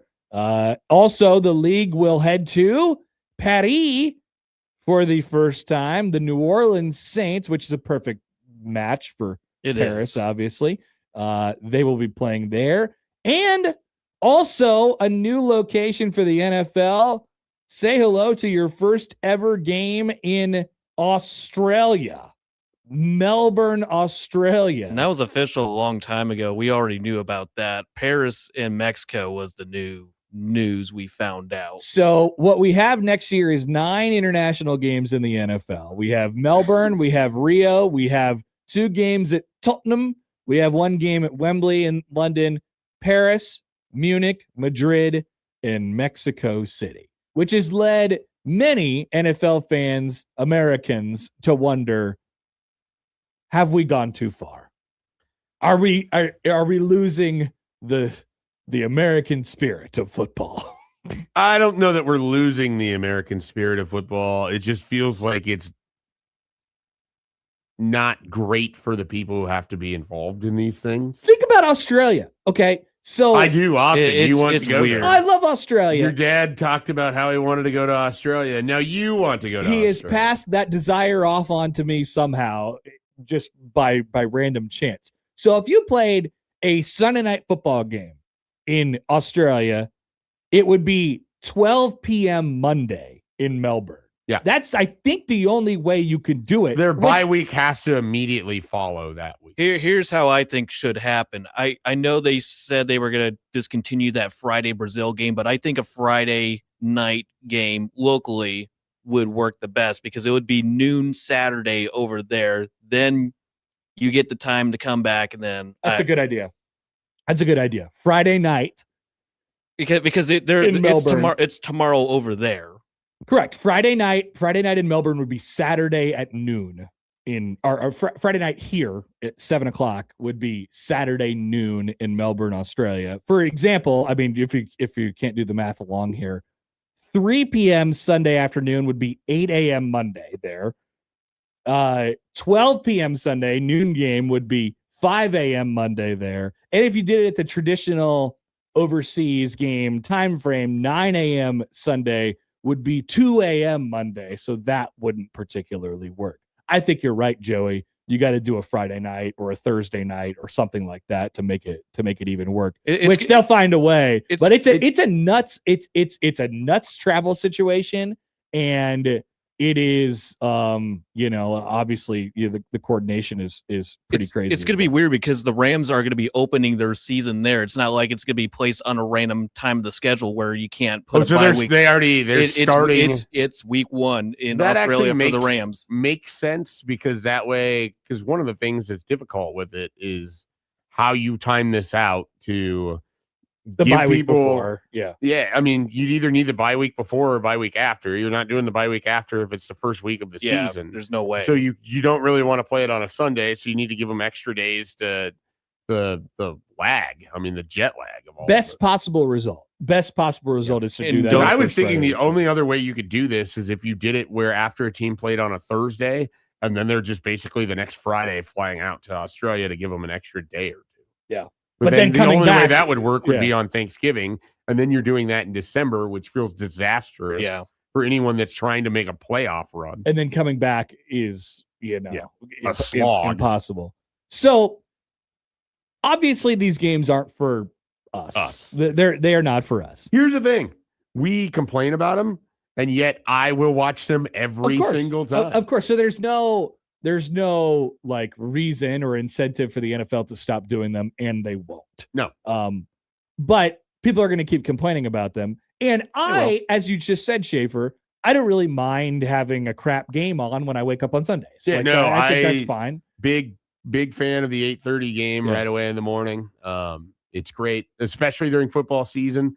I can do a Sunday side session while there's an NFL game going on at the same time. Even if it's the Jaguars and the Colts, It's nice for us morning people because we're always up early in the morning. It's just another day in the calendar where we're getting up early just for football. But I wonder about this. There's 9 international games this year, which means wonky time frames and obviously crazy travel for these teams. And when you are going through, and Joey, you could probably add to this because you have mock created schedules over the last couple of years, very famously. I mean, this is a nightmare. This has to be a nightmare for the schedule makers. Is it possible that we can make the schedule make more sense if we do less of this? And we have heard a lot about the schedule inequities, not only from the teams that you play, because that stuff is made up just by the division, by where you finish in the division the year before. But I'm talking about rest inequity, which has been a big topic of conversation over the last couple of years. If we do less of this, where both teams have significant restrictions on when they can play, both before and after they play an international game, it would make it a lot easier and probably more equitable from a rest and travel perspective. Obviously, when you have, 2 teams that are selected to go and play. Now, at the same time, most teams are playing one. Yeah. Or if you're not playing one this year, you've probably played one last year or next year. Usually if you get the NFC's got the 9 home games, so whoever's got that extra home game from the 17th schedule, they're usually going to be hosting those international games. But wouldn't it be a lot easier, Joey, for you to make your schedule, your mock schedule, if you didn't have the restrictions on some of these teams who are playing overseas games? It would be easy. It would definitely be a lot easier. It would change the game completely. Well, so that's the argument I would make. But they're not going to stop doing it because it gets them a whole new, it gets them more eyes in the game, and it grows the game, and they're able to do all that stuff internationally. The Vikings experimented last year, being the first team to ever have back-to-back games in Europe, and the 2 different locations. Absolutely hated it. Yep, absolutely hated it. It's 2 weeks away from your family. It doesn't feel like nothing feels normal. Did you see Goodell's comment yesterday where he was like, "Yeah, I've talked to the players. The players love it," and everyone was like, "Raj, no, I think you're lying. I don't think you're talking to the right people." Not for the players. Kevin Seifert of ESPN, who does a lot of the Vikings coverage, had like an outstanding kind of. He did it several weeks after the fact, but an outstanding look at like what that was like for the Vikings from a logistical standpoint. It's from the player's perspective. Either your family is there with you, which then becomes a problem because your focus isn't where it needs to be, or your family isn't there with you, and that becomes a problem because your focus isn't where it needs to be. They're literally gone, and then things happen. Life literally happens in those 2 weeks, and like someone's mom died, and like all of these different things happen, and there's, you're in their case, Ireland and London, and it's just nothing about it was. The players hated it. Credit to the NFL from this perspective. I mean, obviously they do everything they can to make it as normal as possible, but there's only so much you can do when the game is literally across the world. So, I mean, there's only so much you could do in that category. The players do not. Just think about Jacksonville when they renovate their stadium. They're going to be playing multiple games over in London in the coming years, in, like the same season. It's probably better than having to play multiple games in Jacksonville. Add that to the city. I haven't even been there. Never been. I cannot. I want it added, just on vibes alone. All right. Whoever was making our city list before. It was Nick in St. Louis. Nick in St. Louis. Add Jacksonville, and then what was the other one? Champaign. No, you said Evanston. Evansville. I was going to say Evanston. Carbondale for some reason. Evanston. You can throw Carbondale on there. Shout out to the Salukis. I don't have any issue with Carbondale, but if I get to add Jacksonville, you get to add Carbondale. I've heard some stories from Carbondale. Story. Some tough stories from Carbondale. Bad times in Carbondale for many over the years. All right, that is the NFL schedule. One more NFL note before we take a quick timeout. Remember the story that rocked the NFL world last week about Bill Belichick not being on the first ballot of the Hall of Fame, or not being voted in his first ballot of the Hall of Fame? Well, joining him this morning is his brother in arms, Robert Kraft. Also has not made the Hall of Fame this year, according to Adam Schefter's sources. I'm now just imagining band of brothers who have like Kraft and Belichick and Brady and all of those guys, just replacing some of the characters. This is nuts. How is this possible? What is going on? Here's a take. I don't think we need to put owners in the Hall of Fame. That's probably true. Like, congratulations. But if they're on the ballot, how do you not vote for these guys? Yeah, I don't know. Like, some of it is like, okay, if the guy, what's his name? Was it Lamar Hunt who created the Super Bowl? Yes, yeah. Then he gets to be in the Hall. Like, he did something outstanding for the sport. Okay. Bob Kraft, no. Like, so I understand, but I also would just have a blanket, like, unless you did something, you could make a case that what Jerry Jones did to modernize the NFL and its branding and all of that, that would probably deserve some of this.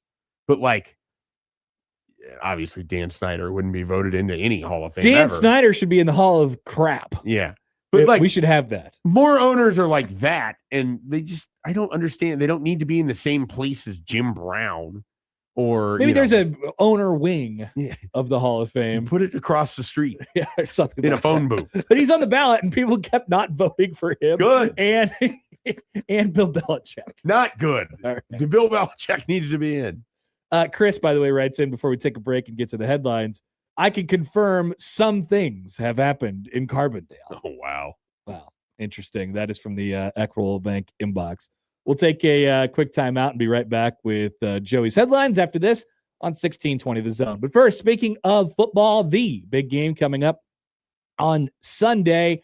It's right around the corner. You can get in on all the action with Underdog right now in Nebraska. If you're not on Underdog yet, then first of all, what's wrong with you? Second of all, you are in luck because new customers score $75 in fantasy bonus entries when you make your first $5 fantasy entry. Playing on Underdog is easy. Head to the app, make picks on if a player will go higher or lower on stats like touchdowns, rushing yards, receptions, and more. You get those picks right, you quote up to 5,000 times your cash. Plus, there's new promos dropping daily in the app, especially leading up to the game on Sunday. So if you like making picks and like making money, then Underdog is the place to be for the big game. Take a look at whatever you like across the board. There are so many options for you coming up in this weekend. So what are you waiting for? Download the app today and use promo code HAPPER1620 to score $75 in fantasy bonus entries when you play your first $5 on fantasy. That's promo code HAPPER1620. Underdog. Make picks. Win money. Must be 19 plus and present in Nebraska. Terms apply. See assets.underdogfantasy.com/web/playing get terms _DFS_.html for details. Concern with your play, call 1-800-GAMBLER or visit www.ncpgambling.org.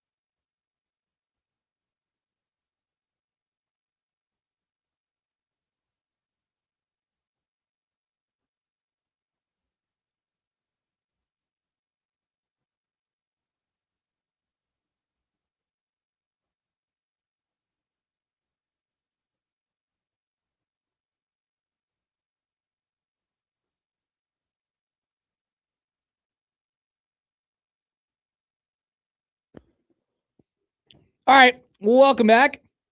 Happer and Schaefer on 1620 The Zone, 1620thezone.com. We have plenty of online contests going on right now. If you're interested in concerts, 1620 The Zone is weirdly like your concert hub. Concert hub. I already told you about the Post Malone Jelly Roll concert coming up in July that you have a chance to get into if you just go to 1620thezone.com. We also have Journey in Lincoln.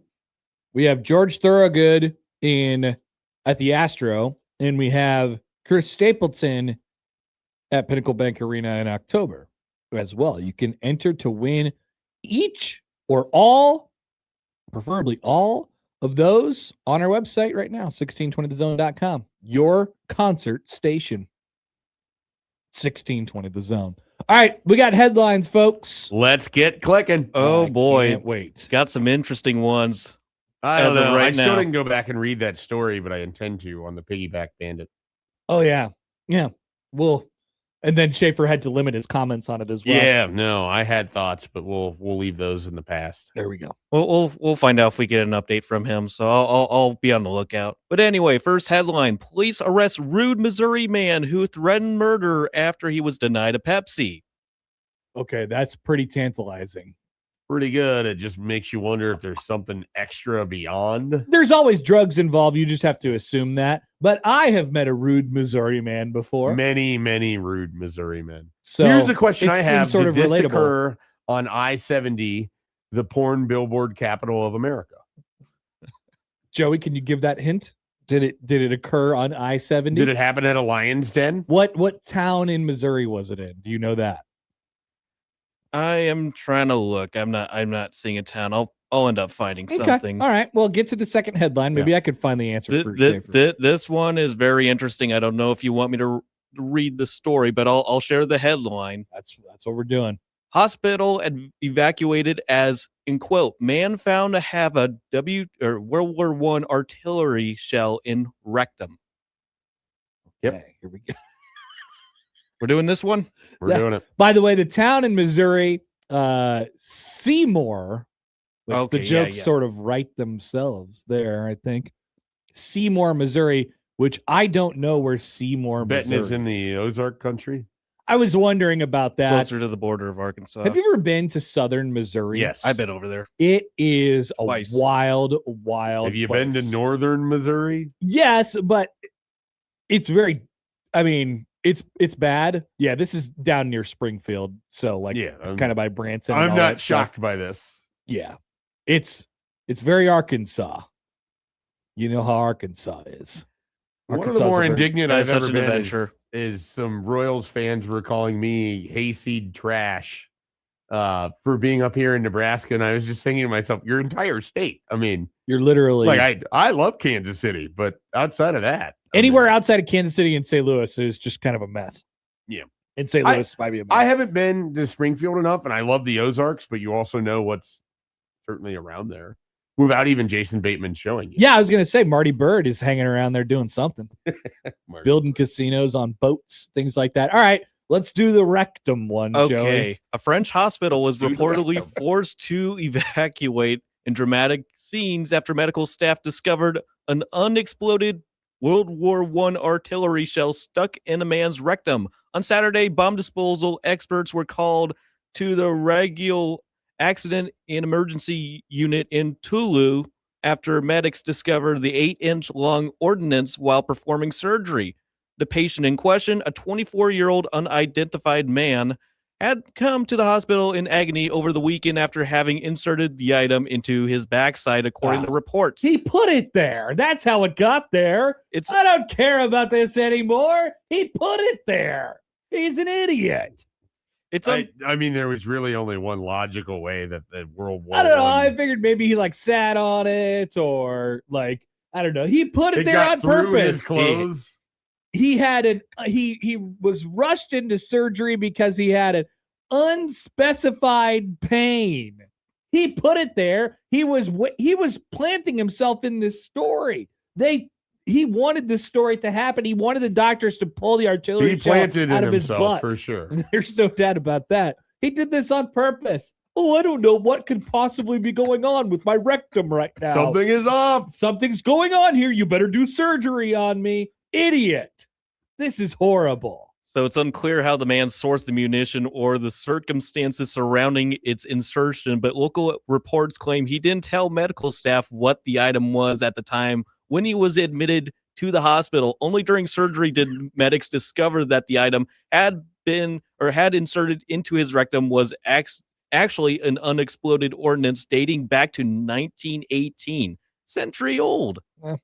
Although these munitions are almost 100 years old, the remnants of explosives used on the Western Front of World War I can still have deadly effects to this day. The risk of it exploding also caused even more chaos at the hospital, prompting urgent calls to bomb disposal teams. So, according to an insider telling This guy ruined it. article, so it had not exploded, and so bomb disposal experts had to be called to defuse the shell with the fire brigade standing by. It was later confirmed that teams could safely remove the shell and no further risk was found at the hospital. However, the young man may now face legal action for potential violations of the country's legislation on weapons. A further investigation into the incident continues. Very Not legal. just weapons, like, I mean, financially, everything that has to go into evacuating a hospital Yeah. You've caused a problem, sir. because you inserted something into your rectum. In a related story, by the way, Related? This is from the Military Times. In 2022, an 88-year-old patient visited a hospital in France as well. Yeah. And removed what turned out to be a World War I era French munition measuring 8 inches long and more than 2 inches wide. What is up with these people putting these things in their butts? The French. What are they? We've always had questions, and now we're sending them the Saints. Surgeons were forced to cut open his Impossible with the abdomen Browns. in order to remove the hefty relic due to the shell's considerably above average size. One doctor reported, quote, an apple, a mango, or even a can of shaving foam. We are used to finding unusual objects inserted where they shouldn't be, but a shell? Never. Except for twice now, apparently. Dear God. Are you glad you clicked on that headline? Shaving foam. Yeah. That's what they call What it. is wrong with people? In France, I suppose. I am glad I clicked on that headline. Me too. I'm glad. I would have liked to know exactly what the cause of the issue for the man Pepsi in death Missouri threat? was. I would imagine there was But he some didn't get sort a- of he didn't get a hard Pepsi. drug That involved. seems like the issue. I think there's got to be more. It just felt like most of the story was in that headline, whereas there was a little bit more that could be learned about the munition up the bunghole. This guy was definitely on drugs in Missouri. The other guys in France, I don't know what they're up to. I don't know what they're doing. All right, thank you, Joey. Those are the headlines. We'll come back halfway home. 8:00 hour up next on 1620 The Zone.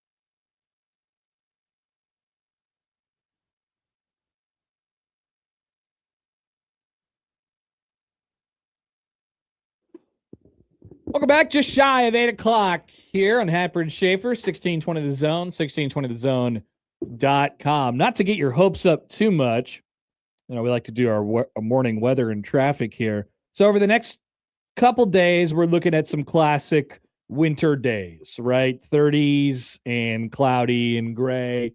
If you could survive it, here's a look at the next 8 days after that in Omaha. 55. 47, 48, 49, 58, 54, 45, and 56. Are you interested in non-winter winter? I'm thrilled. I get to hang up the coat and not have to wear extra gear. Going to go with long sleeves, some sort of a quarter zip even, or something like that? Could be good. Could be good. Quarter zips. Big fan. If you are a man of our age, you might find the sort of striking need to grab one of your golf clubs and swing it around in the next 10 or so days. Maybe. Do you have an empty field behind my house? Maybe I just find some old golf balls and launch them. So I like the little golf wiffle balls. Okay. You can, they'll probably smash and break into smithereens, especially because it's so cold outside. Yeah. But there's or you could hit like little foam ones. The foam ones, you get the flight on those as well.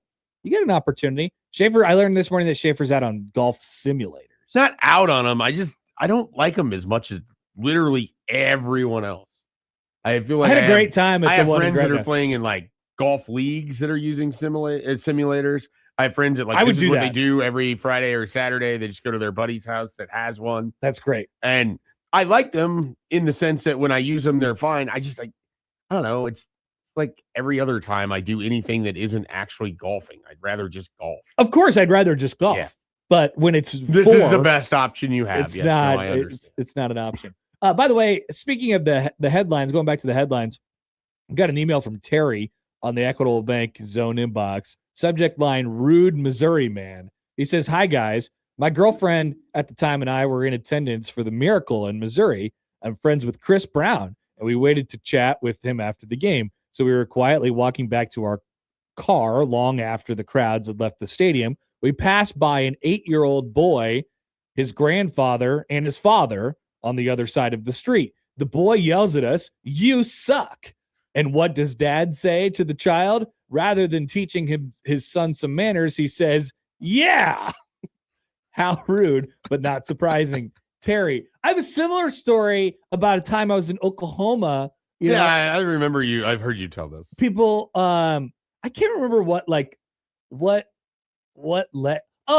So we went to like an Applebee's or something like that. We were in Stillwater, and it was Bedlam weekend, and when we were driving down there, it was with Jake Sorensen and Lanny Holstein, and they it was icy because it was the night in 2015 when Nebraska played Iowa. Very cold, same night. And so we left from Lincoln after the Nebraska-Iowa game, and we went down to Stillwater. It was cold. It was icy. I was scared. It was a long drive.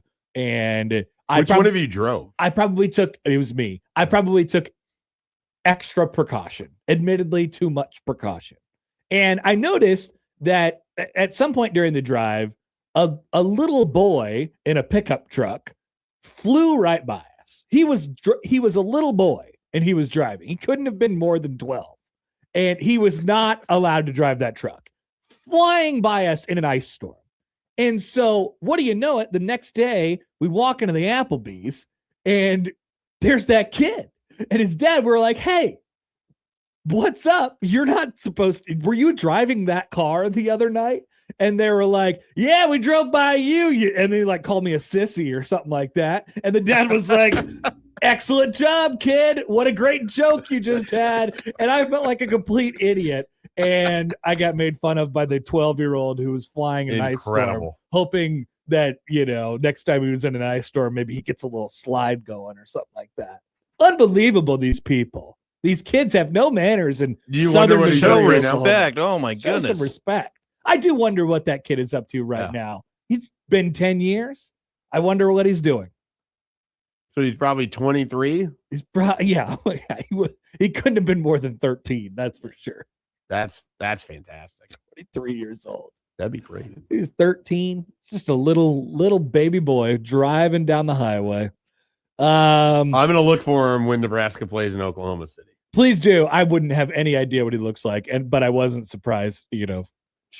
Carry a picture of you from 10 years ago. Like, did you call this guy a sissy? I didn't really make my mark in Stillwater. It was a good weekend. Oklahoma smashed Oklahoma State. That part was kind of sad.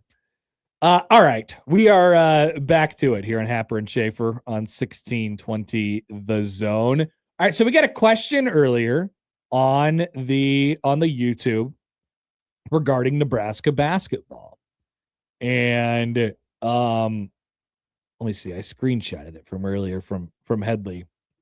Specifically, okay, it was two questions put together. First, the first comment was, has Nebraska ball peaked? Fascinating question. Is it possible that they have played their best basketball and they're not able to reach the sort of supernova status that they were when they were 18, 19, and 20-0, and we were on this magical, magic carpet ride? I suppose so. What do you think about that? When you hear that, Schaefer, has Nebraska ball peaked? Do you have to give it a second thought? I guess it sort of depends on what peak is in this instance. Like, did they attain the highest rating they're going to have, or ranking they're going to have this year? I don't think that is the question. No, I know, but it's sort of like, okay, what does this individual mean? Like, are they not going to be able to play at the level that they were at prior to the Michigan or Illinois games? Because if that's peak, then I would say it's no. I think that I wouldn't be surprised if they pick up and play at a high level against. I'm trying to find the right words for it. I think like we've hit the high point of Nebraska's season. Again, the answer would be no, because I expect them to win a game in the NCAA tournament. I think so. Sort of trying to identify like what peak means in this instance, right? When you have a unicorn program like Nebraska, because clearly unicorn program. Well, yeah, nobody else is in the same situation where you're talking about just now becoming a top 10 team, right, and then also having never won an NCAA tournament. I think it's from the perspective of like, can like there's a bit of a magic, I think, to it as well. Like, has the magic sort of rubbed off? I don't think so. I don't even think we're close to that. Okay. To be honest. And then like, can they play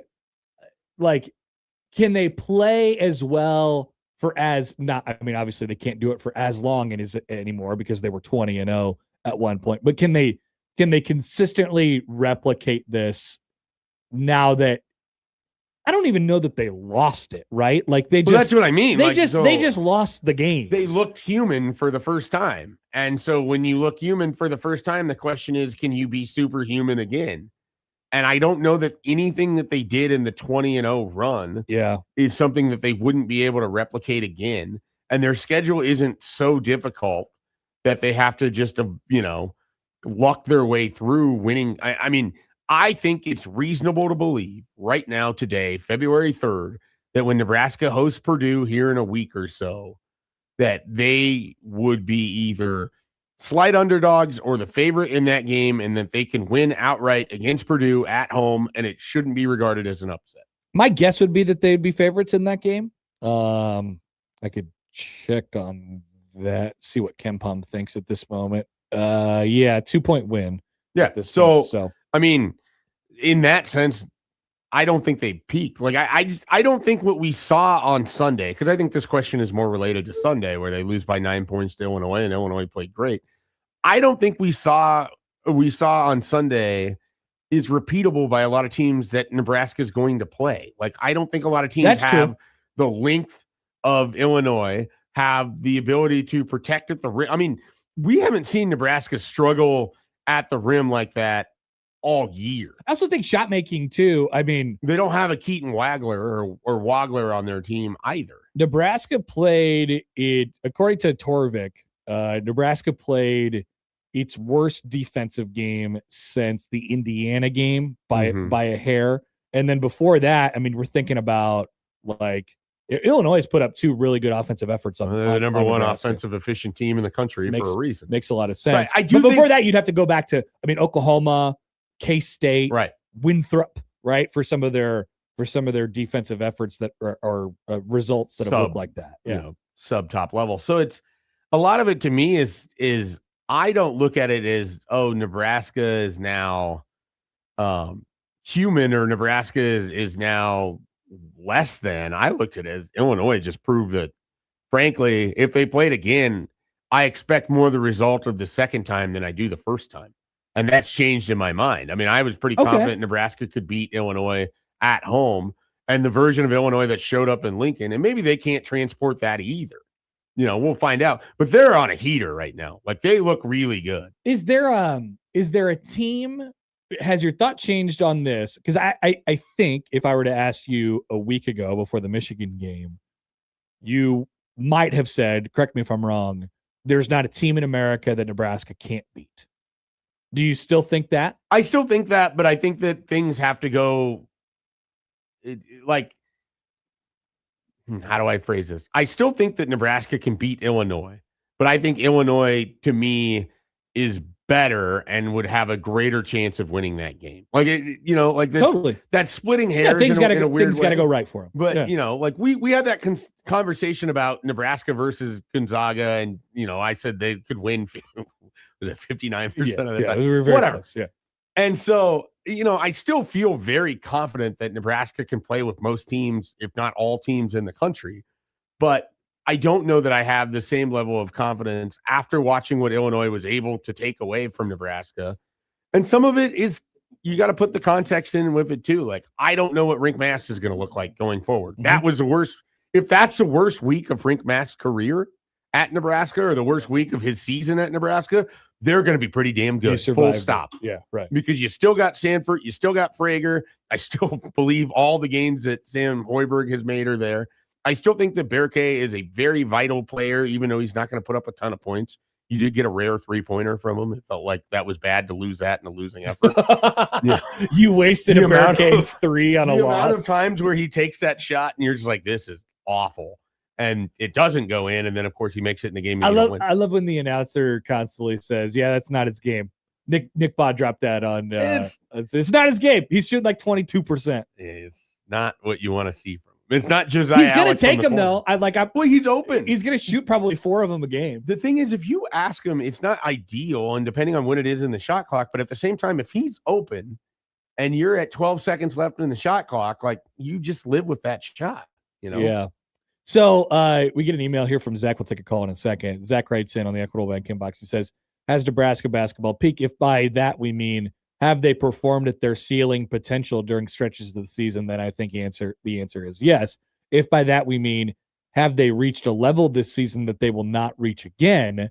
Then I think the answer is no. So while I do not expect them to play at any point this season at a higher level than they have at certain times throughout the season, I also don't believe that they will not be able to achieve that level at some point again. I think that's relatively well said. If you could follow along with it, I think to add on to that, there doesn't appear to be somewhere else for them to get to from a basketball playing standpoint. But they also, in that stretch of 4 games, were just so dominant in a way that we're not used to seeing. When you think about it too, I mean, maybe this is a really negative spin on what has been so awesome this year for them, but like they have achieved their maximum output, I think, a lot this year. So if you look at it from that perspective, their margin for error is pretty small. They have to be good at the things that they're good at every single game in order to, give themselves a chance to reach their top potential. And I mean, but they've shown they can do that better than most teams. How many times this year have we seen that not be the case? Like how many times out of the 20, Big Ten play? Very rarely. That's kind of what I'm thinking. Like how many Ohio games State out of the 22 is one of the games where they just haven't been quite as good as what they have been for the majority of the year. Ohio State is one of the games that stands out. Obviously, Illinois here recently. You could make a case for Indiana, but then we also saw that back half of the Indiana game where they were every bit as good as they could be, and it showed. So it's tough. Like This is I think remarkably consistent. part of it for Nebraska is on paper, Kansas is better. Like Kansas is better at basketball than Nebraska is, but the game isn't played on paper. Nebraska does all the things that they're able to do, and their version of the stew, their recipe comes out exactly how they want more often than not than what Kansas does. It does. And that's kind of what we're talking about here. It's a good stew. Like they have found a way, even if the ingredients aren't as high quality, Yeah. they're able to make and replicate that at a far better rate than what these other teams that have a higher potential have come up short on. You just found your answer to why do teams doubt them as a national title contender. I mean, you just explained it right there. Their ingredients aren't as good for a stew. Exactly. Yeah. Like, Well, I mean, it's hard to now look at Darren Peterson and be like, oh my God, just imagine Right. that guy when he's at his best, but he's like never at his best. Exactly. You know? And so that's part of it. And then we saw Illinois' stew in December, and it frankly sucked. Like Illinois had no business being in that game. They really didn't. Like Nebraska had a 14-point lead on them.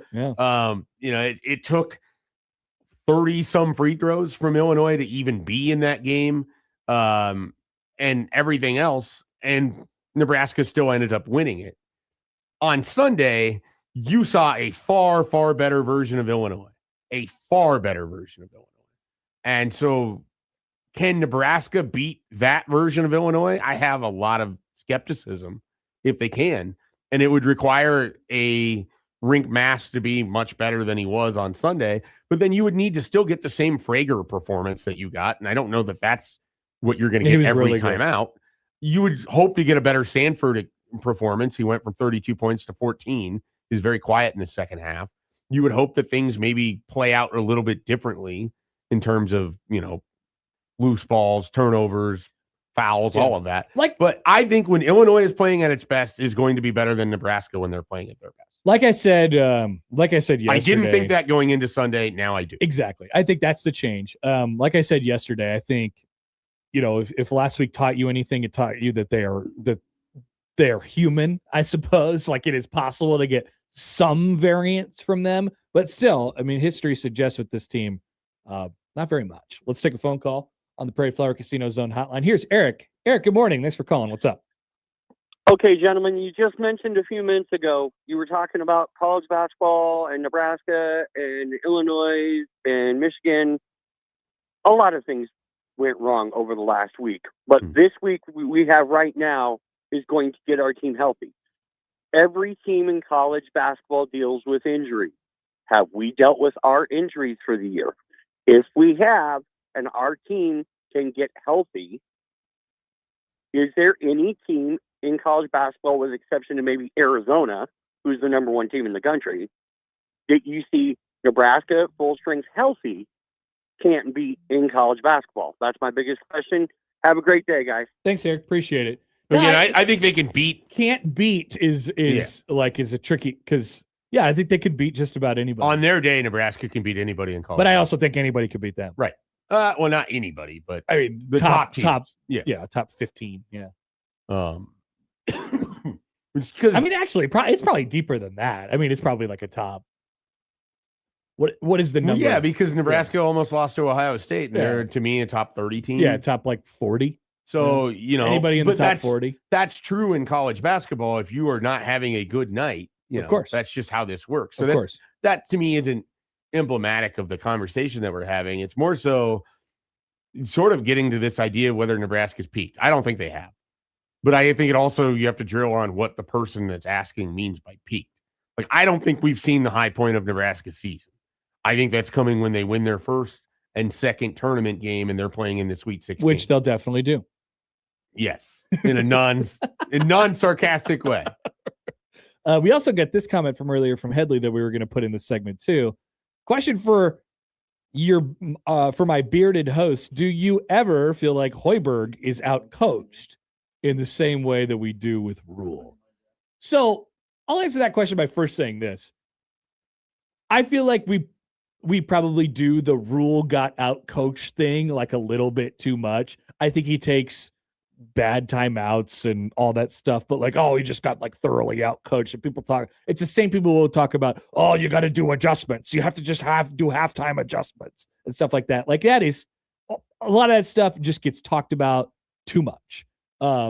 With that being said, it does happen in games, and it certainly happens more than it happens with Fred. There's no doubt about it. I can't recall very many times where I felt like they didn't have a that Nebraska, especially this season, if we're talking about this season, didn't have a really good plan that was their own and that they could play to, that made sense for their opponent. That's coaching. Yeah, I mean, even when they had the bad teams, like he still, you could see, had stuff that was there.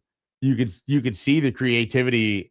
I look at it. Oh yeah, that's why he was so frustrated. He was like, we got this. I mean, this is what we're doing, but we're not doing it. Right. And so I look at it a lot of times with set plays, or with what I love from Hoiberg is his stuff that he dials up from out of bounds, like the inbound stuff, whether it's on the baseline or the side court. I mean, they have some really nice designs that can operate in 3 different ways based on the defensive look that you're getting. And I think that's where he can really, really coach, like grease board stuff like that. I thought in both the Michigan game and the Illinois game, in the second half, things kind of flipped on Nebraska a little bit. At some point, you're at the mercy of what you have. That's it. And so people don't want to talk about that conversation like, oh, well, they made halftime adjustments. They did this. I mean, of course, everyone's constantly making adjustments all the time on the fly. And sometimes you just have to find the right combo for what works for your team. So it's Illinois, or Michigan on Tuesday, just running through screens and getting physical and blowing it up. That's what they decided to do. That's what worked in the second half against Nebraska. That's not a coaching thing. That's a positive for Dusty May. It's not a negative for Fred Hoiberg. Sure. As it relates to Matt Rule, I mean, I just think there's certain elements that just get by him. And I don't even necessarily mean the making adjustments. I mean, I think he struggles to determine the style of game that he's in sometimes, so he doesn't press the right buttons. And some of that you can say retroactively, but some of it, take the bowl game, for example. You're facing a 4th and 1, and you're going against a team that you're going to need a lot more points for. It's early in the first half. Your inclination is to punt because you're a defensive coach who loves to play for your defense. Take the point. Here's Sean the problem. Payton. Your defense isn't very good. You're not going to get enough stops over and over to have this opportunity to add your lead. You're certainly not going to win this game 17-13. You're not going to win this game 21-17. You need to score in the 30s. So you have to go for it there in that situation, because punting 43 yards and having them take 2 plays to get right back to your line of scrimmage is worthless for you. Didn't help maintaining. So, and then we saw this and it was really bad. I feel like it was worse in 23 than it is now. And again, it's a product of who your ingredients are. When you have Jeff Sims at quarterback and you never know which possession is going to end in a just mind-blowing turnover, it's hard to determine what you're going to do there. When you have Chubba Purdy and you're going against Wisconsin and it's the end of regulation and you just got bit because the week before, instead of just playing for a field goal and playing through your defense against a Maryland team, you decided to throw for a touchdown and a slant route with a 5'7" wide receiver inexplicably. That's where the coaching thing for me with Rule is. I don't feel like there's always a great sense of this is what I have, this is how we're going to play. And some of that is they haven't carved that out at any point in time. It's identity, yeah. For 2 years, they were a defensive team under Tony White. Last year, it felt like they were going to be this offensive team under Dana Holgorsen. They haven't been that. And so some of it is, it's hard to coach to what you want to be if you either A, aren't that, or B, you don't know. I can't even tell which of the two it is. I don't think they know. I don't think they know. Maybe so nice to be able to talk. Good Lord. You're doing a great job at talking today. It's great. Yesterday was so You brutal. sound very normal, actually. Let's take a phone call. Speaking of talking, on the Prairie Flower Casino Zone hotline, here is Jack. Good morning, Jack. Good morning, boys. Just kind of switching back to Nebraska ball and kind of pressing the right buttons. I really felt like the time was right in the second half of the Illinois game for Hoiberg to maybe get himself ejected. Bob Knight has done it a lot of times. I'm not saying he needs to be Bob Knight. I'm just saying you could tell that the players were getting extremely frustrated with the refs, and it felt like the time was right to stick up for your guys in the heat of battle. And I was just kind of expecting it, or maybe just hoping but I'm interested to hear your guys' take on it. All right. Thank you, Jack. Appreciate it. Fred getting tossed. Now that would be quite the statement. That's uncharacteristic for him. I think he stood up for his guys in the way that he's done it the last 2 nights or last 2 games by just going through the media, which is something he's never really done before. And I definitely get Jack's sense because you could see it all over Sam Hoiberg's face at the end of regulation, where it's just like, we're getting called for this now, and it's been going on all game, and you haven't called it, or we haven't been getting this call. Yeah, I actually, so just to go back to what Jack was saying, like, I think if that frustration is boiling and it's getting to the point of boiling over, that's where the decision comes in of like, all right, how am I going to handle this? I think the best way to do it is you actually have to go the opposite way. you have to not let it look like it's affecting you, because that's the lesson that you want to teach your team, because there's going to be a lot more times this season where they feel like the calls aren't going their way. And they can't lose their cool. I mean, that is the defining quality of this team. They don't lose it. They don't lose themselves at all. They have the perfect coach for that. So it would be pretty uncharacteristic if he did something like that. I also just don't know, and I know we get examples of it in Bobby Knight and Lou Piniella and people who just constantly got kicked out of games.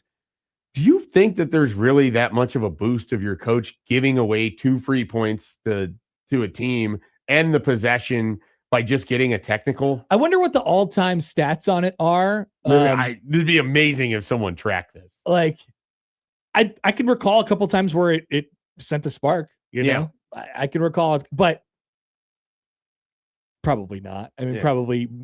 Hey, at the point where you're making that decision, I'm going to get tossed today. Well, you're probably dead at that point anyway. So it just, I don't know that it would have mattered there. And my sense, and I can't speak on behalf of any of the players, certainly. My sense is those players already know that Fred has their back. Yeah. And so I don't know that they would necessarily be more motivated because he went and did this. I think it means just as much that he says what he has in the post game the last 2 times out. Well, and he went off on him at halftime in Minnesota, right, in the locker room, and they did more like his style. Like, and again, that was great to see, because that's a glimpse of, like, you get a lot of this, like, oh, he's so stoic. He takes it, and you look at Brad Underwood and he blows his top, and it's like, I mean, Brad Underwood gets technicals all the time. I don't know that it's always helpful for Illinois. He got a technical in the first game in December. They lost by 3.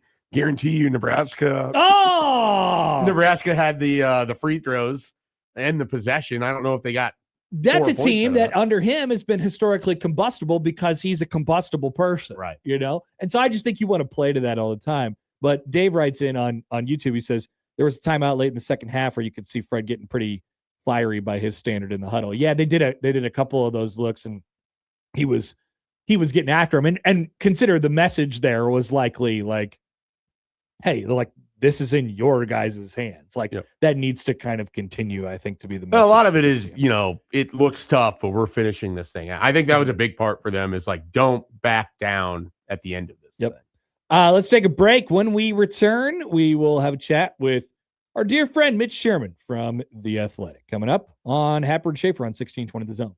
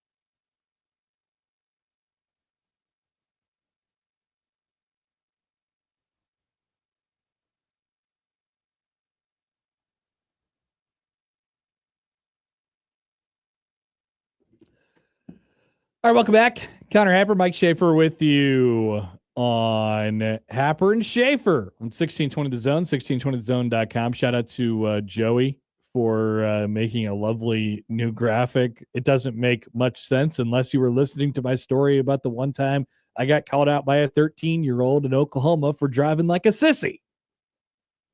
That's the only time it would make sense possibly to you. So we're working on getting Mitch Sherman here on the show in just a couple minutes. Talking a little bit about Nebraska basketball, obviously some Nebraska football things as well. So we are happy to be joined now on the Prairie Flower Casino Zone hotline by Mitch Sherman from The Athletic. Mitch, good morning. How are you? Good morning. How are you? I'm good. Good.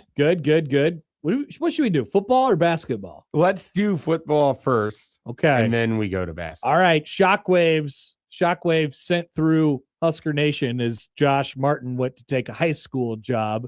Red flag, worry, concern. What do you think of when you saw this yesterday? How many people knew who Josh Martin was before last night?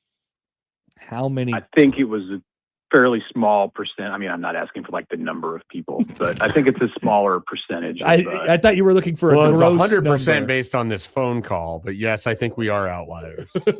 we all do. Yeah. I mean, he was the tight ends coach for Nebraska for a minute in 2023. But he was listed as a special teams assistant on the coaching roster. Clearly, the reason for concern here is because Matt Rule had laid out loosely a plan on what Nebraska would do with the special teams as Mike Eckler bids farewell, and it was going to include Nick Humphrey and Josh Martin. And Martin was in a more elevated position on the staff last year than Humphrey, but Humphrey's the guy who came with Eckler from Tennessee, and frankly, the guy who I kind of had expected to go with Eckler to USC. That has not happened. Maybe it still will. I'm not even certain, to be honest with you, if USC has introduced Mike Eckler yet.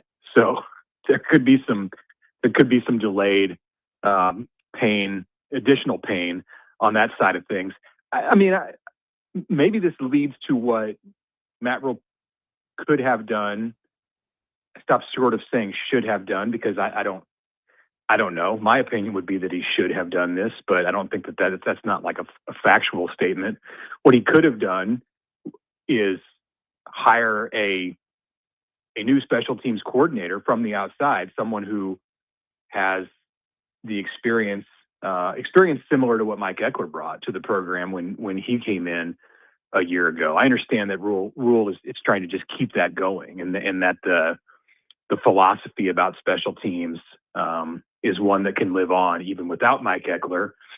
So you still have Humphrey, no longer have Josh Martin, and we'll see where it goes. But I mean, Martin has deep ties in the state of Texas, as does his family, and his dad, Joe Martin, is a long time involved at the high school level. Not shocking to see like that this is the direction that Josh Martin's career is going, when he's been like a low-level assistant for going on 4 years now, with the exception of that short stint as the tight ends coach as a fill-in for Nebraska under Matt Rule. So I know I'm not like shocked by this at all, but I'm curious where things are going to go on the special teams front from here. This could be not a tricky question, but I am kind of curious where you might go with it. What is, and maybe there's not, what is a position room that you feel better about today than maybe you did at the end of last season, knowing obviously there's still spring ball and fall camp and everything to come? I feel better about the quarterback room because they've brought some definition to it. I feel better about the linebacker group because of I think the quality of additions that that's one place where you can look and say Nebraska upgraded its linebacker is what I was like in a lot of thinking, these for sure. Yeah, in a lot of these conversations, I think you just kind of exclude quarterback because there's only one player that plays generally, unless there's an injury, and obviously Nebraska's in a better spot at quarterback right now with 3 and tomorrow 4 quarterbacks on scholarship in comparison to what it was after the bowl game when there was one. So that's too easy of an answer. So I'll go with linebacker. Is tomorrow signing day? I almost forgot. Is this true? Tomorrow is signing day. What's up with that? Tomorrow's signing day. Is Nebraska going to sign Dylan Berryman or anybody else tomorrow? Well, Nebraska's going to sign Tanner Vibabule. Oh, I forgot about Tanner Vibabule. Yes. That's why I said there's another quarterback tomorrow. Smart. But Smart. Yeah.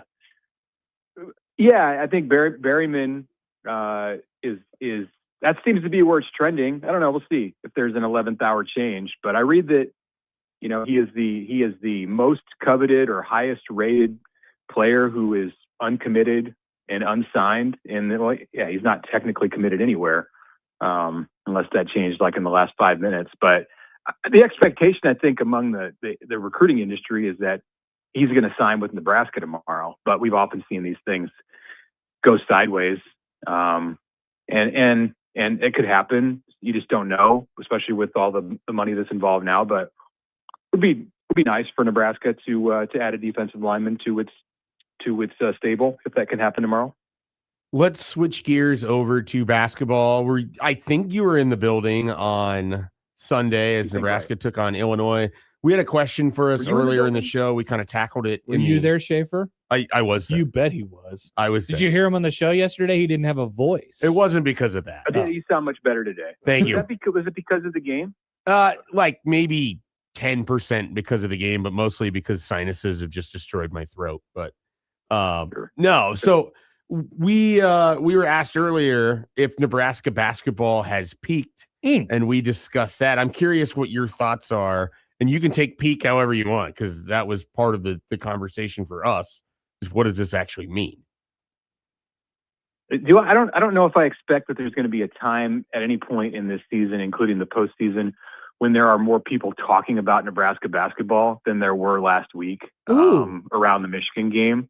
It's interesting. Okay. But I don't know if that's the definition. It would take Nebraska making the second weekend for that to happen. If Nebraska wins its first game, you know, I don't think that people are talking about Nebraska nationally in the same kind of tones and conversations that occurred last week when the Huskers were 5th in the country and just about took down Michigan. I think that's probably like the peak, or close to the peak awareness of what I think it's going to be in this 25-26 season, unless they make a run.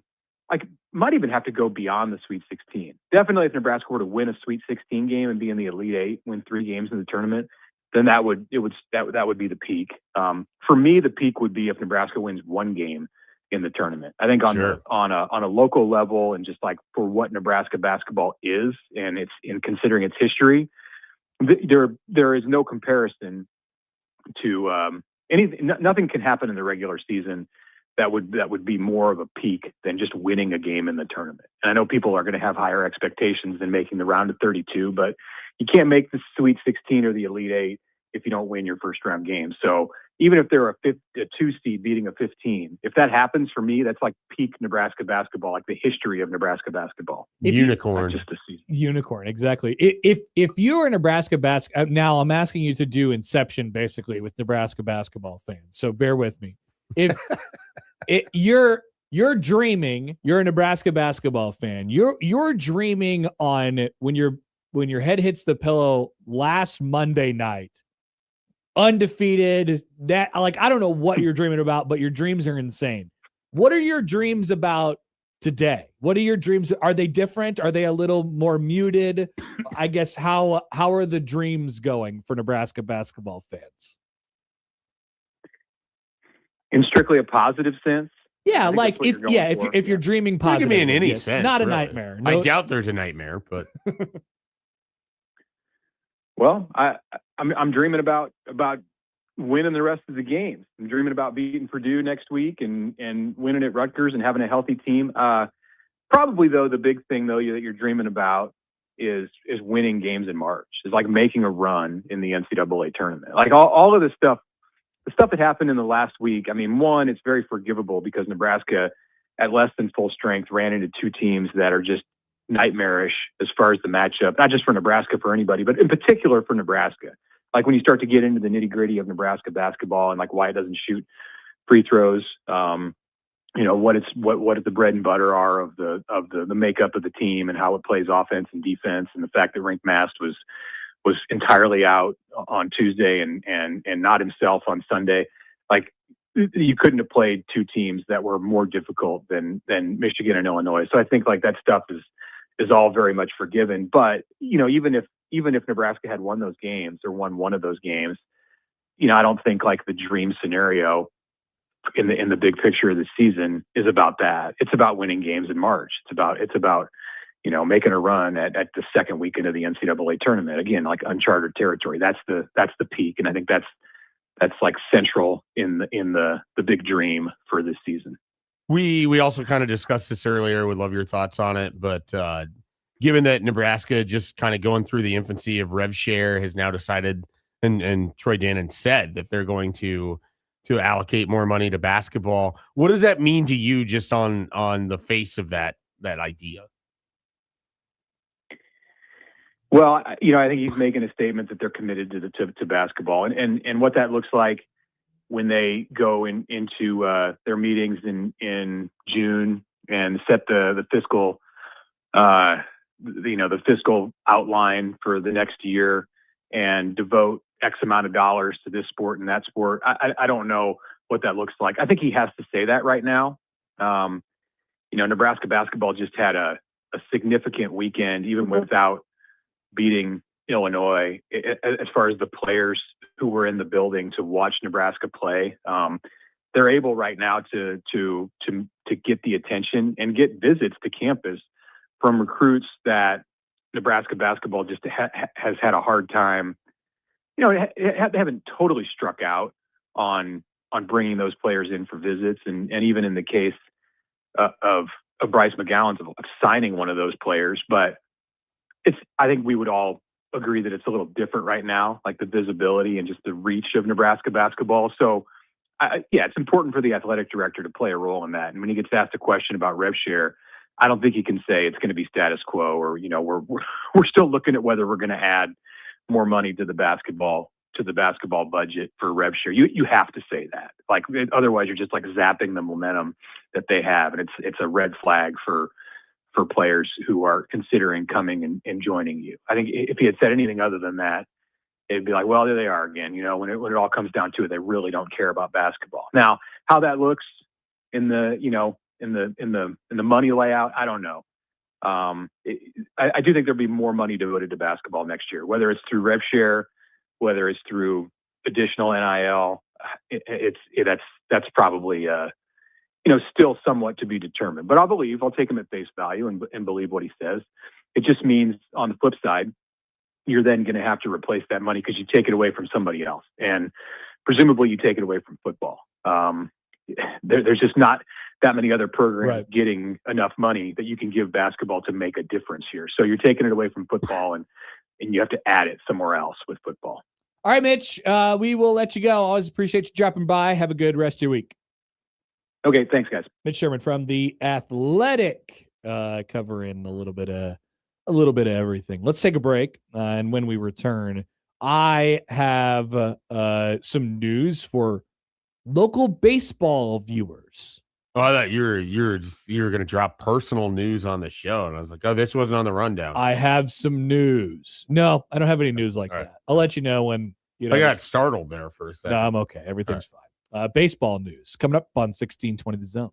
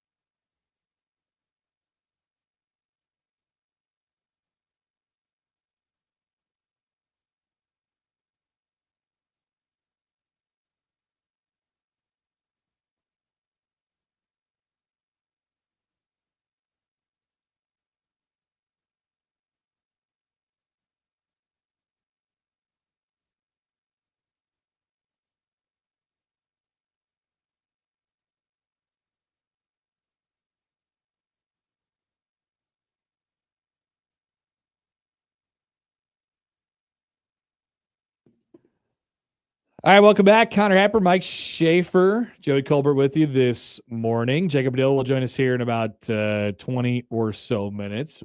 Would you like to go see the Omaha Supernovas? 1620 The Zone got you covered.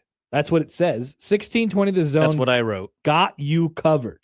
Omaha Supernovas are back home next Thursday, the 12th, against Dallas at 7 at the Chai. And John and Josh will have your opportunity to win tickies this week. So listen to Unsportsmanlike Conduct, a great radio show. Yesterday, the news came out at first that the Royals, my dearly beloved Kansas City Royals, were one of the teams that were ditching the FanDuel Sports Network and their parent company, Main Street Sports, who had operated several teams broadcasting rights. So I was happy. I was happy at first, and I figured what it meant was that because the FanDuel experience has not been particularly user-friendly or good. The app is horrible. You have to buy it as an add-on. It sort of made me miss cable for a while, because, you can't get the FanDuel Sports Network on YouTube TV, and it was this whole thing. And so I got used to the app life, and you had to pay the separate on-top fee. Now, MLB.TV is taking over the Royals' rights, along with several other teams around Major League Baseball. Royals.TV will exist next year. Welcome. So you are Guardians.TV. Guardians.TV.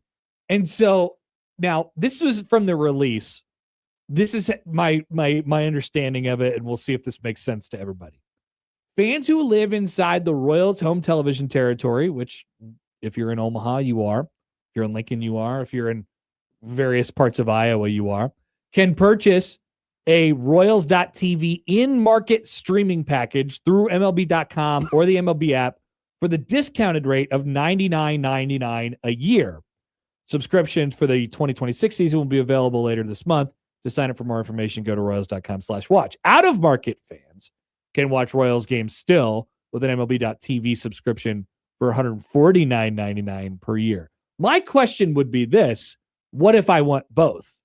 Do I have to have both? No, you don't have to have both. So I want MLB.TV. So what you will do is just get MLB.TV. But it won't be blacked out in market for me? No, because from what I understand about this is that, and this is especially good for me, a consumer of a out-of-market team that is out of market, but when I went to watch the Royals, couldn't because I would be blacked out, and there was no way. Like last year there's just no way to be able to watch. Yeah, you'd have to steal my. I had to go to like someone's network. house to watch their games. Right. Nobody wanted that. I didn't want that. The person didn't want that. Nobody wanted. You're not coming over to my house. My understanding to root for the Guardians. My understanding is if you do just Royals TV, you don't get any of the other games. Correct. But if you do the MLB TV, you get all the games plus Royals. That is not clear in this. I hope that's the case. I hope that's the case. I'm fairly certain it is, because I'm fairly certain there's people that had to do this, whether it was the Padres, Guardians, there's two other teams last year were like the first ones. And so in that, like it's the same setup. And so those people who chose to do the MLB TV were still getting their team plus all the other teams. And what's nice, because these are now owned by and broadcast by MLB, is that I will no longer be blacked out from Royals. Correct. You are in great shape. Right. And you won't be either. I am like 99.9% sure positive. That's great. Because I didn't want to get into a situation, because last year, like me and my dad have MLB.TV, and because he watches the Yankee games. Right. And I want to watch the Royals games. So we got the in-market, FanDuel TV package as well. And so you had to have both of them and switch to the app. I love how they're all going to be on one app, which is fantastic. And I like watching other games too. So I would, if I'm sitting there at 10:30, I want to watch an A's game or something like that. Like I do that.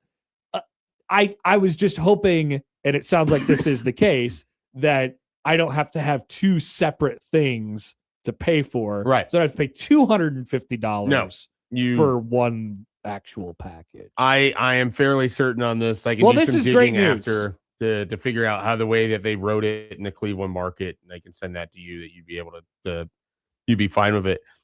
Nobody believes it. Not nobody, but people who don't have that much experience with MLB TV don't believe this. It's the best. They are like the pioneers of sports streaming. Yes. All the other leagues came to them to learn on how to stream their sports because MLB TV has been doing this for 20 years. They are phenomenal at what they do. The quad box originated in MLB TV because of you watch it on your computer. Like I was doing this in 2009 and I could have 4 games up on a computer screen because I've been using MLB TV since 2008. 2007 season, I had like game day audio, so I was listening to all the games. Great time. Still have that. And then MLB TV, you get both. I listen to games. Yeah, exactly. I listen to games while I mow the lawn. Right. Yeah, fantastic. exactly. That's when I listen to Tom Hamilton. Occasionally, it's like, the Royals aren't playing right now. Let's listen to the Guardians. And listen to Tom Hamilton just yelling. Ah, Oh, good. Frankie. He is so good. Hall of Famer Tom Hamilton. He went in last year. Oh, so broadcasters get in the Hall of Fame, but not owners. I think he has a much larger impact on the sport than Bob Kraft. Wow. Jason writes in on Twitter, I love that MLB is making the most contrived rules ever instead of just doing what everyone wants, which is drop. So I wanted to talk about this. The reason that MLB TV can't get rid of the blackouts is the blackouts are controlled by the television partners that have bought the broadcast rights. What MLB has wanted to do and is now doing take it all is buying up all the teams, and then they can get rid of the blackouts. It's been great for them that this whole Main Street thing went under. They have been arguing, hey, we're misunderstood. We don't want the blackouts, but we don't own individual rights. I don't know if I buy that. I don't either. But they didn't own individual broadcasting rights. The teams do. And then the teams would sell that to FanDuel or to Diamond or to Bally or to any of, the regional sports networks. And then those people determine their blackout standards. Right. And so that's what led to people like me not being able to watch the Royals unless I had it on cable. Mm-hmm. And so it's one of these things where like, hey, no, we're trying to fix it, which they could have probably found other ways to do this. Their version of trying to fix it is enhancing their own pockets by owning the broadcast rights to everybody. And this other company who owned half the league's rights just went bankrupt. Because it turns out that owning regional sports networks is not super profitable. Yeah.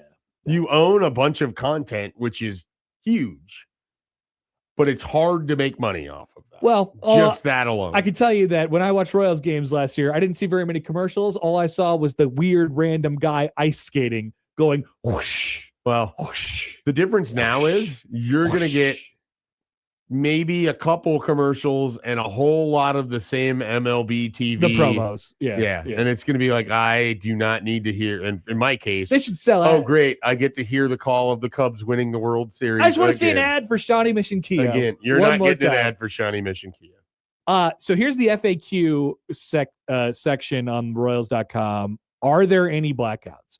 With the purchase of Royals TV package on MLB.TV, subscribers located inside the Royals home market can stream all locally distributed Royals broadcasts. Note, Royals TV subscribers who travel outside the Royals home territory are still subject to other teams' blackout restrictions. For example, if a Royals.TV subscriber is located in New York, a Royals versus Mets game would be blacked out. Right. The game would not, however, be blacked out if that subscriber was located in Royals home territory. We're getting there. Shout out to Rob. So I think Manfred. MLB now has 14 it's more and more. like I mean, that. they got 6 more yesterday. Yeah, so they're slowly but surely. But and the Braves are going to do something different. Like the Braves are going to go back to owning their own, I think. Or I think a lot sell of people it off to TBS. A lot of people are like, hey, look, the Dodgers can do everything they want because they have this massive TV deal. Mm-hmm. Meanwhile, whether it's true or not, teams in the AL Central are crying poor because they lost their TV money. They're certainly more poor than the Dodgers. They were already more poor than the Dodgers. I would sort of push back that when you sign your 8-year, $40 million deal, it comes out to being one Charm Armstrong a year. So, which is literally the most that Cleveland has spent on any player this offseason. Except for No, Jose Ramirez. they already had them. I'm talking about players that they accumulated. They'll talk about how that does things, but they're still Give him credit. You get to buy his jersey for the next 6 years. That's great. I still would love to have seen them have over a $70 million payroll in 2026. It's not much to ask. It really isn't. No. Considering The Royals had over $100 million payroll last year. 9 years ago, they were at like 115. Yeah. 2017, they were at 150. Now they're at 70. Hooray. More Gabriel Arias. A lot of Columbus Clippers. Yeah. A lot of Columbus Clippers. A lot of players that you watch out at out of the ballpark out there. And hey, I saw Big Christmas before he happened. He was hitting tanks at Warner Park. He can hit tanks. He can also miss a lot. A lot. All right, we'll be back. 9 o'clock hour coming up on 1620 The Zone.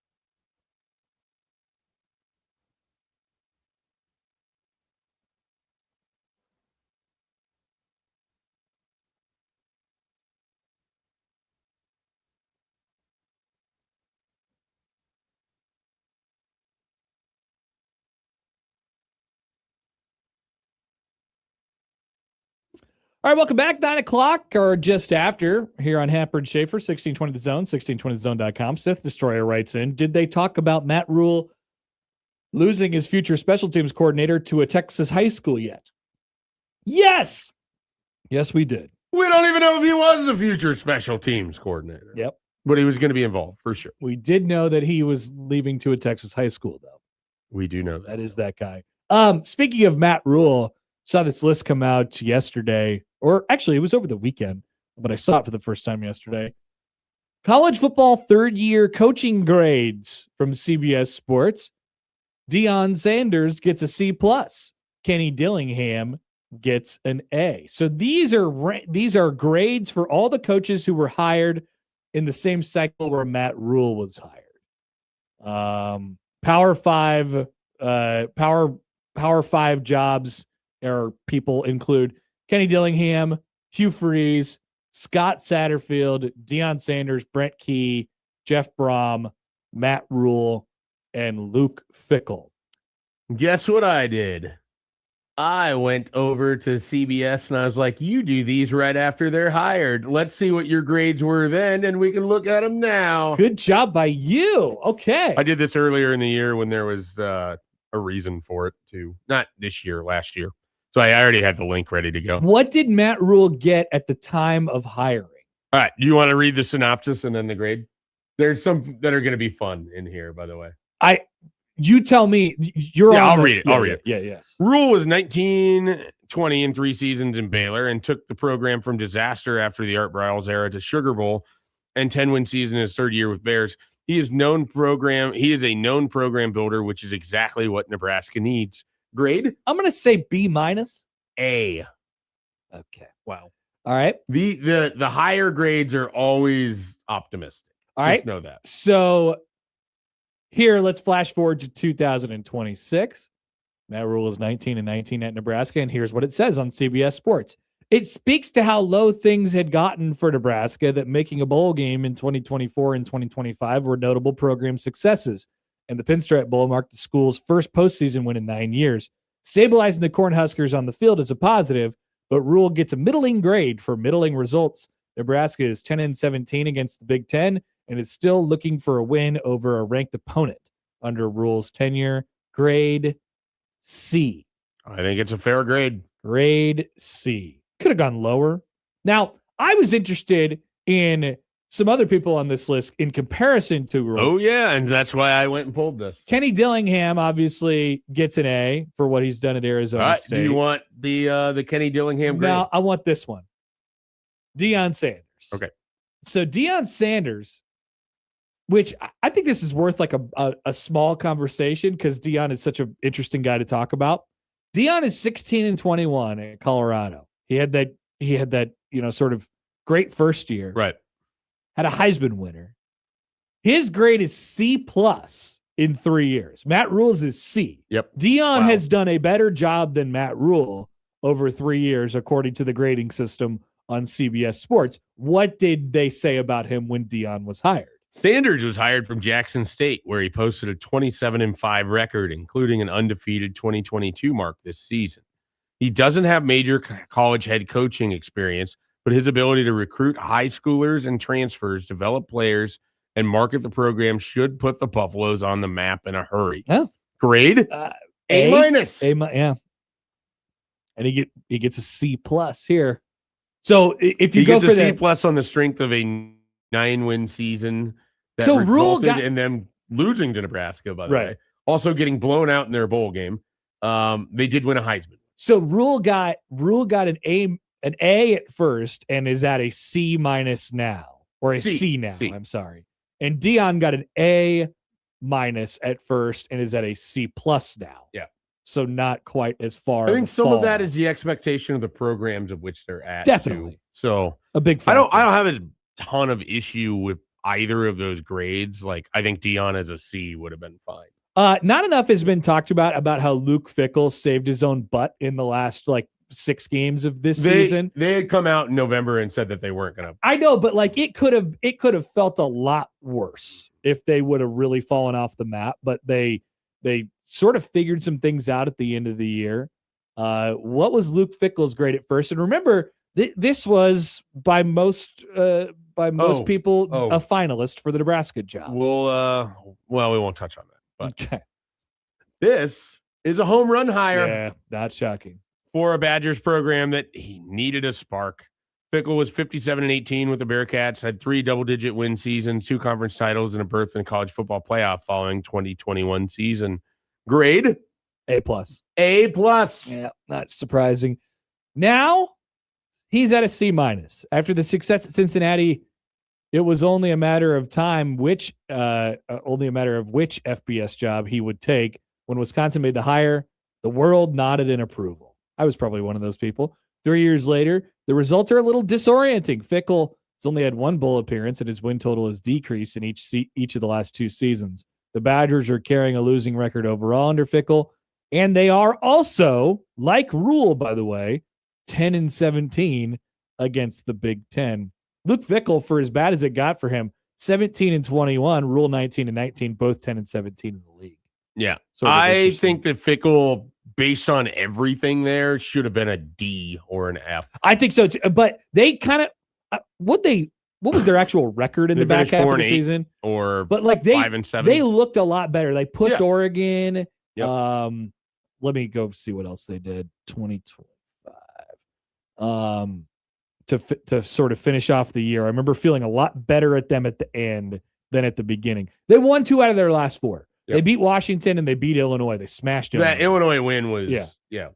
Well, So- and Yeah, they Washington, too. dominated I mean, that those are game. nice wins. And they kind of hung around with Indiana for a while too, although it was 31-7, and they hung around with Oregon. So like it was a lot better in November for Fickle, which honestly you could sell positivity based straight off of that. Which is also why Nebraska being 2-10 in November is such a damning thing for Matt Rule. No doubt about it. You want any other coaches in here? Yeah, I do. I want. Give me Dillingham. What did they think of Dillingham at first? I can't imagine they thought very highly of it. Dillingham is an Arizona State alum who has never served as a head coach. He has a lot of upside, but Arizona State is counting on a very young leader, 32 years old, to navigate some NCAA issues while building the program back. Grade? C+. C+. He's an A now. He went to the playoff. He went 3-9 in year 1. But the 3-year grade on Dillingham is an undeniable success since joining the Big 12. Arizona State is a 13-5 record against the conference. Won the Big 12 in 2024, went to a playoff. Dillingham has also proven to be a very good big game coach, going 6-2 against ranked teams over the last 2 years, including a win over top 10 Texas Tech in 2025. They beat Texas Tech? No, they didn't. They beat Texas Tech. Yeah. Oh, wow. Yeah, they hosted them. They won very close game. Was that late in the season? It That was middle. it That was in the middle October. pack. It felt like one of those results that they would not be able to replicate had they played 10 times. And- it felt like they got their 10% result on it. And operated pretty soundly with Jeff Sims being the quarterback for a Sam portion Levitt of the year. started the game against Texas Tech. I'm saying just for the majority of the year Yeah. this year, they had some. They had a couple Jeff Sims games. There you go. Some. Here's a couple quick ones. I won't read them. Yeah. Hugh Freeze, they gave him an A. Well, Hugh Freeze finished with an F. Yeah. He got fired. It was obviously not going to work when they hired him, but CBS very bullish. Brent Key, they gave a B-. Brent Key is now an A. How about Brom? Alex Golish? You remember him? Oh yeah. Well, at South Florida, or Yeah. I mean, They hated this hire. he was a really bad defensive coordinator before that, wasn't he? Golish comes to South Florida after helping guide Tennessee's. He's an offensive coordinator. Offensive Offense coordinator. number 1 nationally in both scoring and total offense. He also has Okay, he wasn't experience bad. building a winning organization with Matt Campbell at Iowa State. Yada yada yada. They gave him a D, Well, he got a B to finish at South Florida, and obviously which now feels he's a little the, low. He is the. I guess they didn't finish as strong as they started. He's the now Auburn coach. How about Trent? What'd they give Trent Dilfer? C-. He finished with an F. Yeah, he was terrible. Not surprising, really, in any regard. They gave Tim Beck an F to start with, and I bet they gave him an F to finish with. D. They gave him a D. Oh wow! Tim Beck got out of there with the D. He is What a hire. what's his? I feel like I saw a news story about him recently. Did he retire or He's probably an OC. took an somewhere. OC job somewhere. Where did he end up? Is he with Frost? He's the offensive coordinator at South Florida. Oh, South Florida. Okay. All right. There you go. Not Central Florida, South Florida. There you go. Coaching carousel and CBS. If there's one thing that America's most watched network loves doing, it's giving grades. They love grades. And they're very, very good at it. We'll take a break. Jacob Adilla from Herd at Sports will join us to talk about the Blue Jays next on 1620 The Zone.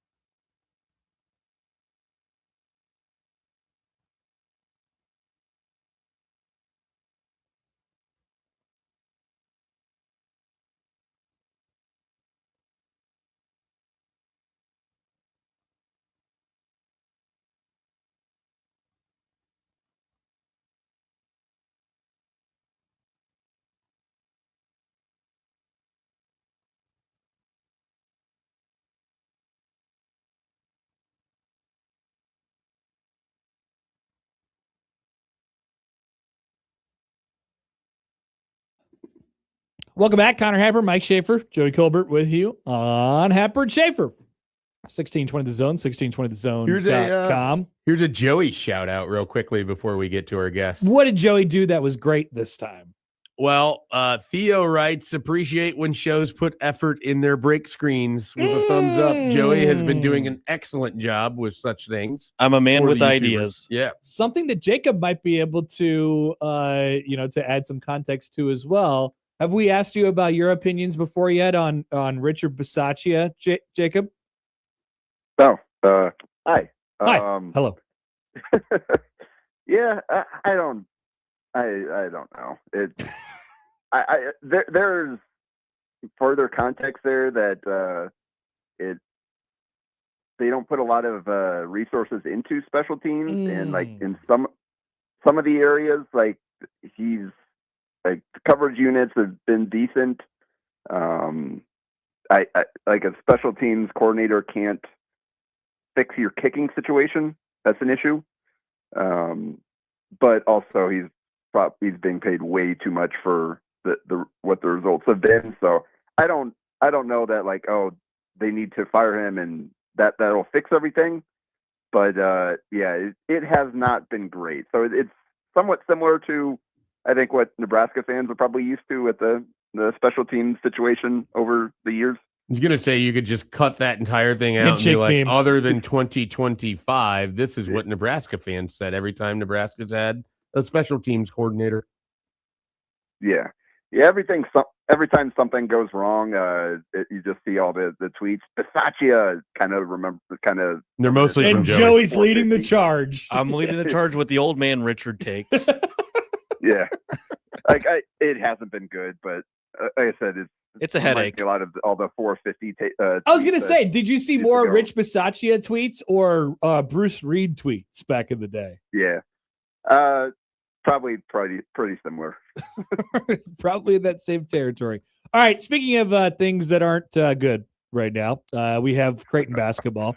Tough transition, but we have to tell the truth. So we figured out on Saturday that giving up a bunch of offensive rebounds and a bunch of open shots was not actually a good formula to winning a basketball game. Is there any?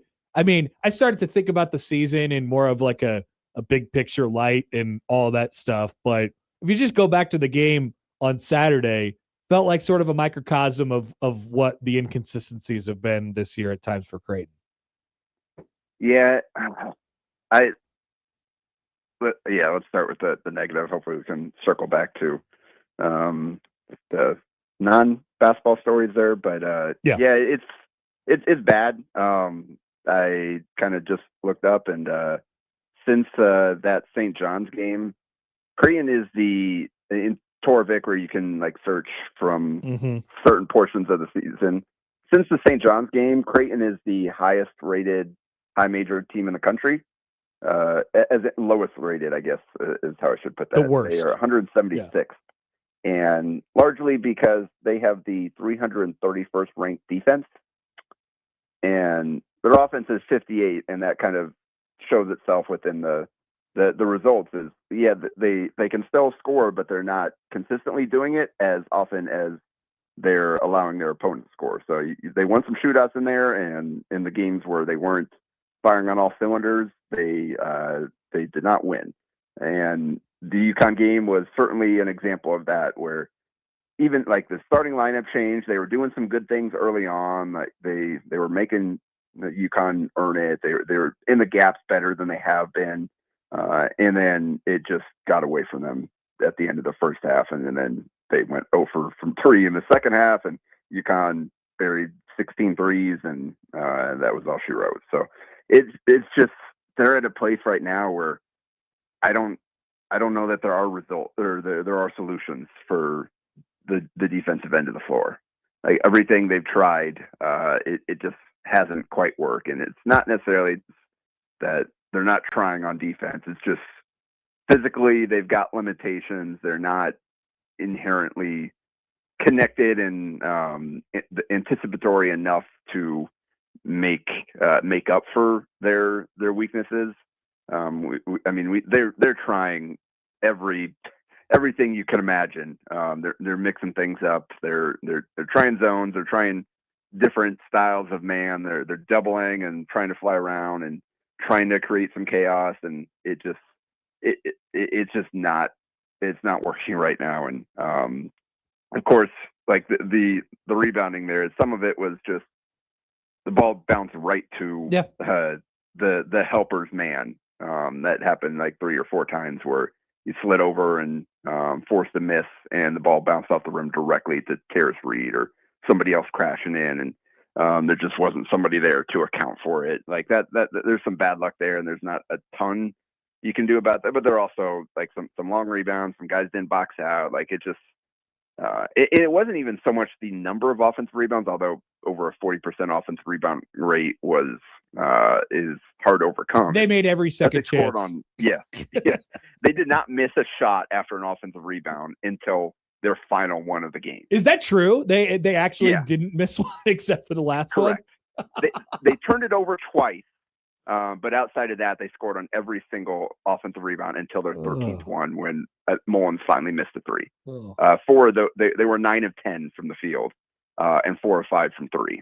After an offensive rebound. So many Creighton defensive stats that have been said, like whether it was Georgetown with the 16 straight possessions or whatever it is, it just don't even seem real. And yet it's all in the same, 5-game span. Or being down by 30 at half against Marquette, there's a lot there. So Jacob, and it was a small step forward, but a step forward nonetheless. Having Owen Freeman back, can that help defensively in that regard? I know he's not like a rim protector, but it's at least another usable body out there. Actually, he has a better chance of protecting the rim than anybody on the roster. Like, he can go get a block. He's not the Kalkbrenner style of deterring everybody, but he can go get one and offers more rim protection than anybody else on the roster. So the issue is kind of figuring the other things out. Like, he's going to give up what he gives you back at this point, but it is like, you need every hand on deck at this point to give yourself a chance of finding something that works in any given game. And hopefully he can continue to progress and figure some things out, because at this point they need everything they can get. And he has not been a part of this for the most part over this long stretch. So if they can kind of get something out of him, that's something they haven't had, and they definitely need it. There's just so much on Jason Green's plate right now, and he's so compromised that it's tough. I mean, you look at his defensive rebounding numbers, trying to play that 5, and they've not been great, and so just getting another body in there, I just don't think Kiram Konan is ready to man that position by himself, especially knowing that Green may miss some time. So I think, getting Freeman, getting something out of Freeman, trying to work him back up into a useful role is going to be an important part of them trying to pull out of this spiral. But it's not going to fix anything. It'll just, I think, make them probably a little different, and maybe a little different can give them a chance to compete a little more than they have at different times. Jacob, I mean, we all know it sort of won't work out like this, but the only people that you're scheduled to lose going into next year are Graves and Dix. And, so with that in mind, how much do you think about the last month here and sort of what it sort of becomes a little bit more about 2026, 2027 now, regardless of the pieces that are scheduled to come back that do, I would imagine it sort of becomes a little bit about getting, each of those individual guys to kind of feel good and create somehow a little bit of momentum going into next year, while at the same time knowing that, you're going to have to retool a little bit, obviously, in the offseason. Yeah, and I know the fans have already kind of turned that page, and that's where they're at already. Yep. I don't know that the coaches are quite there yet in terms of prioritizing that. I think it probably needs to be a conversation at some point here down the stretch, just to make sure the guys that you want to stick around are feeling valued and feeling like they are an important piece of the core moving forward. That being said, those guys kind of have to do their part too and earn those minutes, because the coaches are always competitive. They're always thinking, all right, how do we win this next game? It's not like the NBA where you go into the tank mode, like, oh, we'll just play all our rookies and sit some of our veterans and all that. Like, so it's kind of a balancing act there. Like, hopefully down the stretch you can start to see some more of a guy like Hudson Greer, if he can continue making progress and take advantage of his opportunities when he does get out there. And we already saw the starting lineup change going back to Nick Graves and Blake Harper is a guy who's obviously a sophomore and could be part of this moving forward. And he did well enough. Obviously, he talked about the struggles that he had in this particular game with thoughts of his mom and the pink out and how hard everything hit him. It was definitely time for a lineup change. It worked. When McDermott made the change way back when, it kind of produced the desired results, and there were some really good stretches with that group on the floor and the impact that had on the overall team. But it just wasn't there over the last few weeks, and it was time to try something different. And obviously, agreed.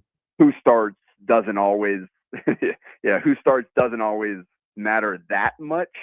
We already saw Graves was playing mostly starters minutes anyway, and Harper's was still kind of up and down, but I think it was time for that change. So we'll see kind of moving forward how many more changes they make like that in terms of rotations and guys spot and kind of minutes and all that. So it's like they're gonna keep doing what they think will give them the best chance at winning. But I do think there comes a time where it's like, all right, we got to see what this kid has. And again, a lot of that comes down to those guys too, and how they're performing in practice and the trust that they earn from the coaches.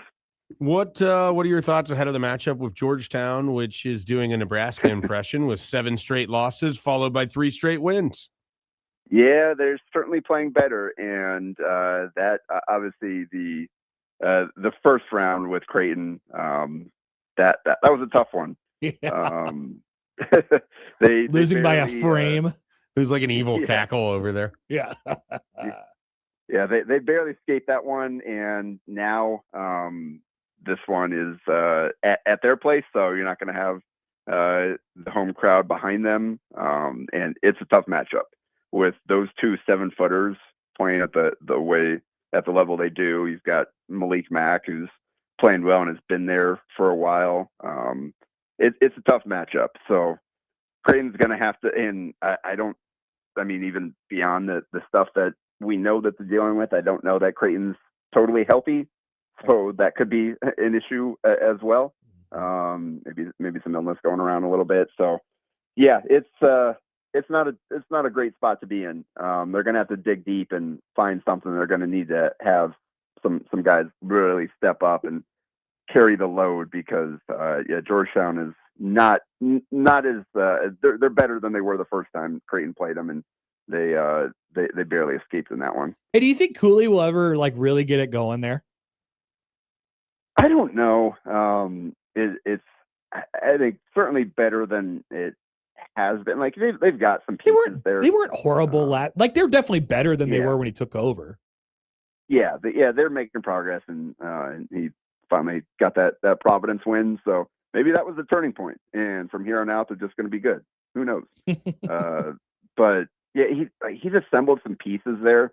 We'll see kind of if he can continue to round out the roster and get a few more higher level guys. And but I guess they're heading in the right direction, at least briefly, and we'll see now if he can sustain it. I mean, getting a win against Creighton would certainly kind of push that forward if they can do it. Yep. All right, Jacob Adela from Herd at Sports. Check out all of Jacob's Creighton stuff there. And of course, on Twitter as well. Jacob, appreciate the time as always. Have a good rest of your week.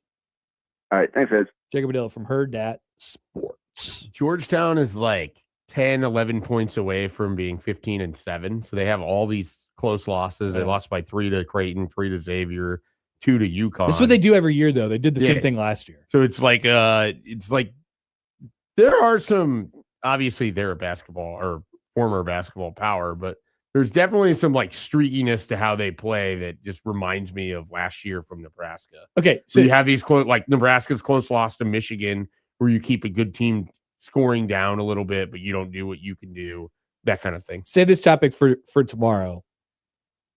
Does Georgetown have any aura? We did this the first time. We actually did. We did. Yeah. Okay, good. Well, I know we can revisit it. It was on the sheet. I just don't know if we ever did it. I don't know if we'll bring it back tomorrow. I don't know. I don't really get it. I don't, Yeah. I don't really I get it. get it implicitly because I remember Allen Iverson being at Georgetown. I remember those black jerseys. I remember Georgetown being cool. I remember still think Georgetown is cool. And yet I remember we talked about this because I went and looked and it's like big chunks. Big chunks. Oh, we did, because you talked about John Thompson and Yeah. your reverence for John Thompson. Oh, we did talk about this. I could make the argument. I won't. I could make the argument, though, that if Creighton was having like a normal, successful year, then Creighton has more aura than Georgetown. They certainly do in the present context of it. Right. In basketball history, they do not. No. But what matters more? Anyway. But yeah, it'd be like the Indiana has more aura than Nebraska football, but in the context of history, they do not. Indiana definitely has a lot of football aura at the moment. They might be leading the country in aura. Mr. Eyebrows as their coach. All right, we'll take a break. We'll get you one final thing before we get out of here. Coming up next on 1620 The Zone. But first, football's biggest game is coming up, and you can get it on all the action with Underdog, and you could do it right now in Nebraska. If you're not yet on Underdog, then you are in luck because new customers score $75 in fantasy bonus entries when you make your first $5 fantasy entry. Imagine that. Playing on Underdog is easy. Head to the app, make picks, and if a player will go higher or lower on stats like touchdowns, rushing yards, receptions, and more, if you get them right, you go up to 5,000 times your cash. Plus, especially this week, there's new promos dropping daily in the app. So if you like making picks and if you like winning money, then Underdog is the place to be for the big game. Take a look at the board, whatever you may like. I mean, there are just so many options, whether it be a quarterback, a running back, a wide receiver, anywhere in between, higher or lower, that is the game. What are you waiting for? Download the app today. Use promo code HAPPER1620 to score $75 in fantasy bonus entries when you play your first $5 on fantasy. That's promo code HAPPER1620. Underdog, make picks, win money. Must be 19 plus and present in Nebraska. Terms apply. See assets.underdogfantasy.com/web/playing-good-terms_DFS_.html for details. Consider with your play. Call 1-800-GAMBLER. Visit www.ncpgambling.org.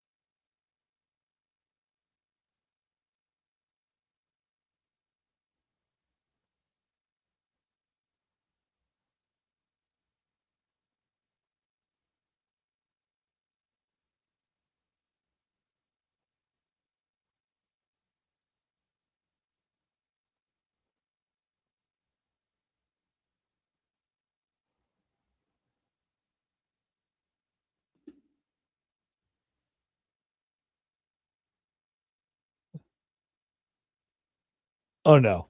All right, hang on. Our dear friend producer Josh just sent me a tweet. And here, like, he knows me, and so he knows what he's doing right now. He's trying to make me click on something, I think. He says, I'm telling you, Connor, do not click this link. You're going to see it and think it's material. I'm being 1000% honest when I say it is not. It's not funny. It's not interesting. The starter topic for his take is a dreaded topic for you. I'm trying to help. And it links to a story about why Tyler Hansborough hates sandwiches. Wow. And should I listen to? So we have to make this decision. We're clicking on the link. Well, but Josh, I really believe Josh. You said he's trying to look out for me. Okay. I don't think I could actually not click on it. I'm going to say that you can't because it involves something you really care about, sandwiches. I have no idea what your opinion on Tyler Hansborough. We're having a great day, and you don't want to end it with something like this. Well, it was either me being triggered about this or Schaefer being triggered about the SEC. Which is just we can do tomorrow. It's true. The sandwiches only last. You never today. know. I feel like this is the moment for sandwiches. Okay. So let me actually go. more the moment for sandwiches and Tyler Hansborough. Sandwiches are always going to be having a moment. Okay, so he goes on the Field of 68 thing with like Jeff Goodman and all those guys. And during one podcast a couple years ago, he said, "I think sandwiches suck." So the awful announcing people had a Q&A with him, and they said, "On one show, you complained about sandwiches. Could you explain your hatred of sandwiches?" He says this, "I am anti-sandwich. Rarely will I eat a sandwich. The reason why I'm anti-sandwich is because I'm not a big bread person." Of course. I know some not big bread people. I just feel like the bread takes away from the meat and the best parts of the sandwich. He doesn't understand. Here's a solution. sandwiches. Just do a lettuce wrap sandwich. He doesn't understand sandwiches. He doesn't get it. Well, lettuce wrap sandwich is a wrap. That's not a sandwich. I've never taken two pieces of bread and put them right in between something that is the best part of it. You just ruin it a little bit. I think the bread ruins the inner workings of the sandwich. Damn it. Josh was right. How do you feel about this? I'm going to try and not be angry about it. You don't need to be angry. You can just explain why you think he's just wrong. The whole point of the sandwich existing is the bread. It's not that the bread is the most important part. The bread is the vehicle that drives the meat to you. These people who are just like, I love meat, and the only thing that I love is meat. And if everything else that isn't meat is a waste of time. I don't know. They're too simple-minded for me, I guess. My brain can work in ways that you could never understand, but I love balance. I love balance. And I love meat too. Don't get me wrong. I love meat, but I think there's an enhanced, people in society really like saying, you know what I could really use right now? A giant 9-pound pile of bacon. And then I'll stuff my face in the entire thing and eat it. Because I love bacon and I'm a man and I like meat. That's what they say. That's an amalgamation of all the other people in the world, not me. Not you. There's a BLT. What's the L and the T for? I crap all over the L and the T. Give me the B. It's only the B. And I'm like, all right, whatever, dude. You go ahead and do whatever you want. I'm saying a BLT is good. I mean, I don't That's need why I take. I don't need the L or the T either. I'm happy with the bacon and the bread, and I'll add some other stuff in there to make the version of the sandwich I want.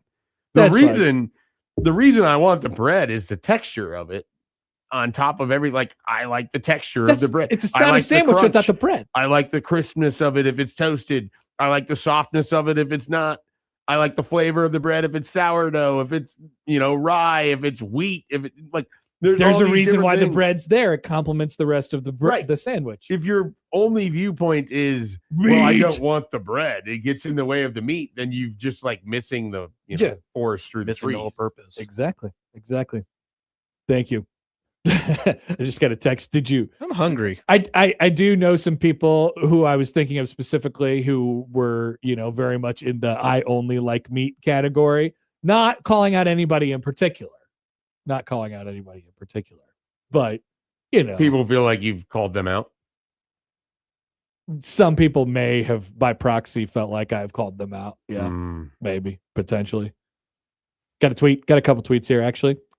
Sam writes in, I want Happer to do an entire show as Beef Man. Yeah, that You think I thought my voice hurt yesterday, but listening to you do that voice, I was over here like, am I going to lose this again? Like, is it by proxy? Because that is the next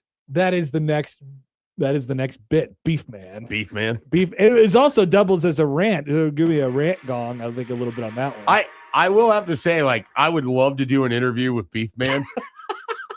So if you want to do that, talk about his meat. if we're going to do that as a segment sometime, I absolutely want to be able to prepare some questions for. Now, is it Beef Man? Is it Meat Man? So Mike says Bacon Guy. Is it Bacon Guy or Meat? What was the one that Sam had? Beef Man.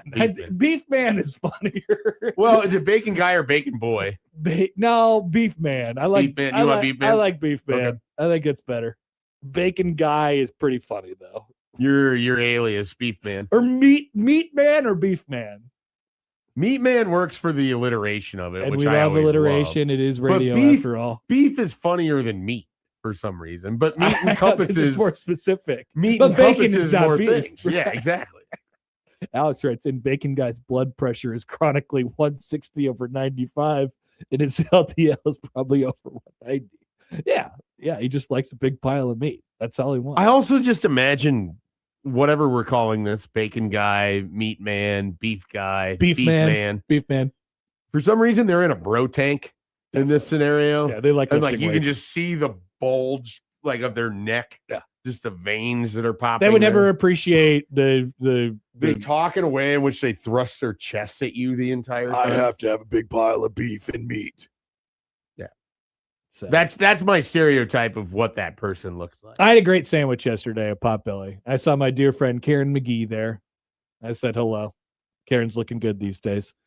Sam also writes in, whatever we call him, he blames the media for both being too critical of the Huskers and raising expectations Oh my God, too I much. feel that in my bones. Beef Man has a lot of preset takes. We That's do for it. We mark this down, get it Beef- on the all right, sheet. all right. I'll This put needs it to be- in the same category as I'll make sure to City get a of the graphic. Day. Beef Man. What I kind of want this to be like back when ESPN had Sports Center and they would have their Sunday conversation where they'd have like the sit down talk with like someone in the sports world. Yeah. I want to have like a Sunday conversation. Could you with do Beef a Man. like a shadow my face out? I think there's a way we can do this. All right. I think I think there's a way that we can make this happen. coming up next, a special interview with Beef Man. I wonder what his takes will be. The people who wander into that segment. Very confusing for them. All right, that's going to do it for us today on the show. If you miss anything, 1620thezone.com is where you can find it. The crossover is coming up next.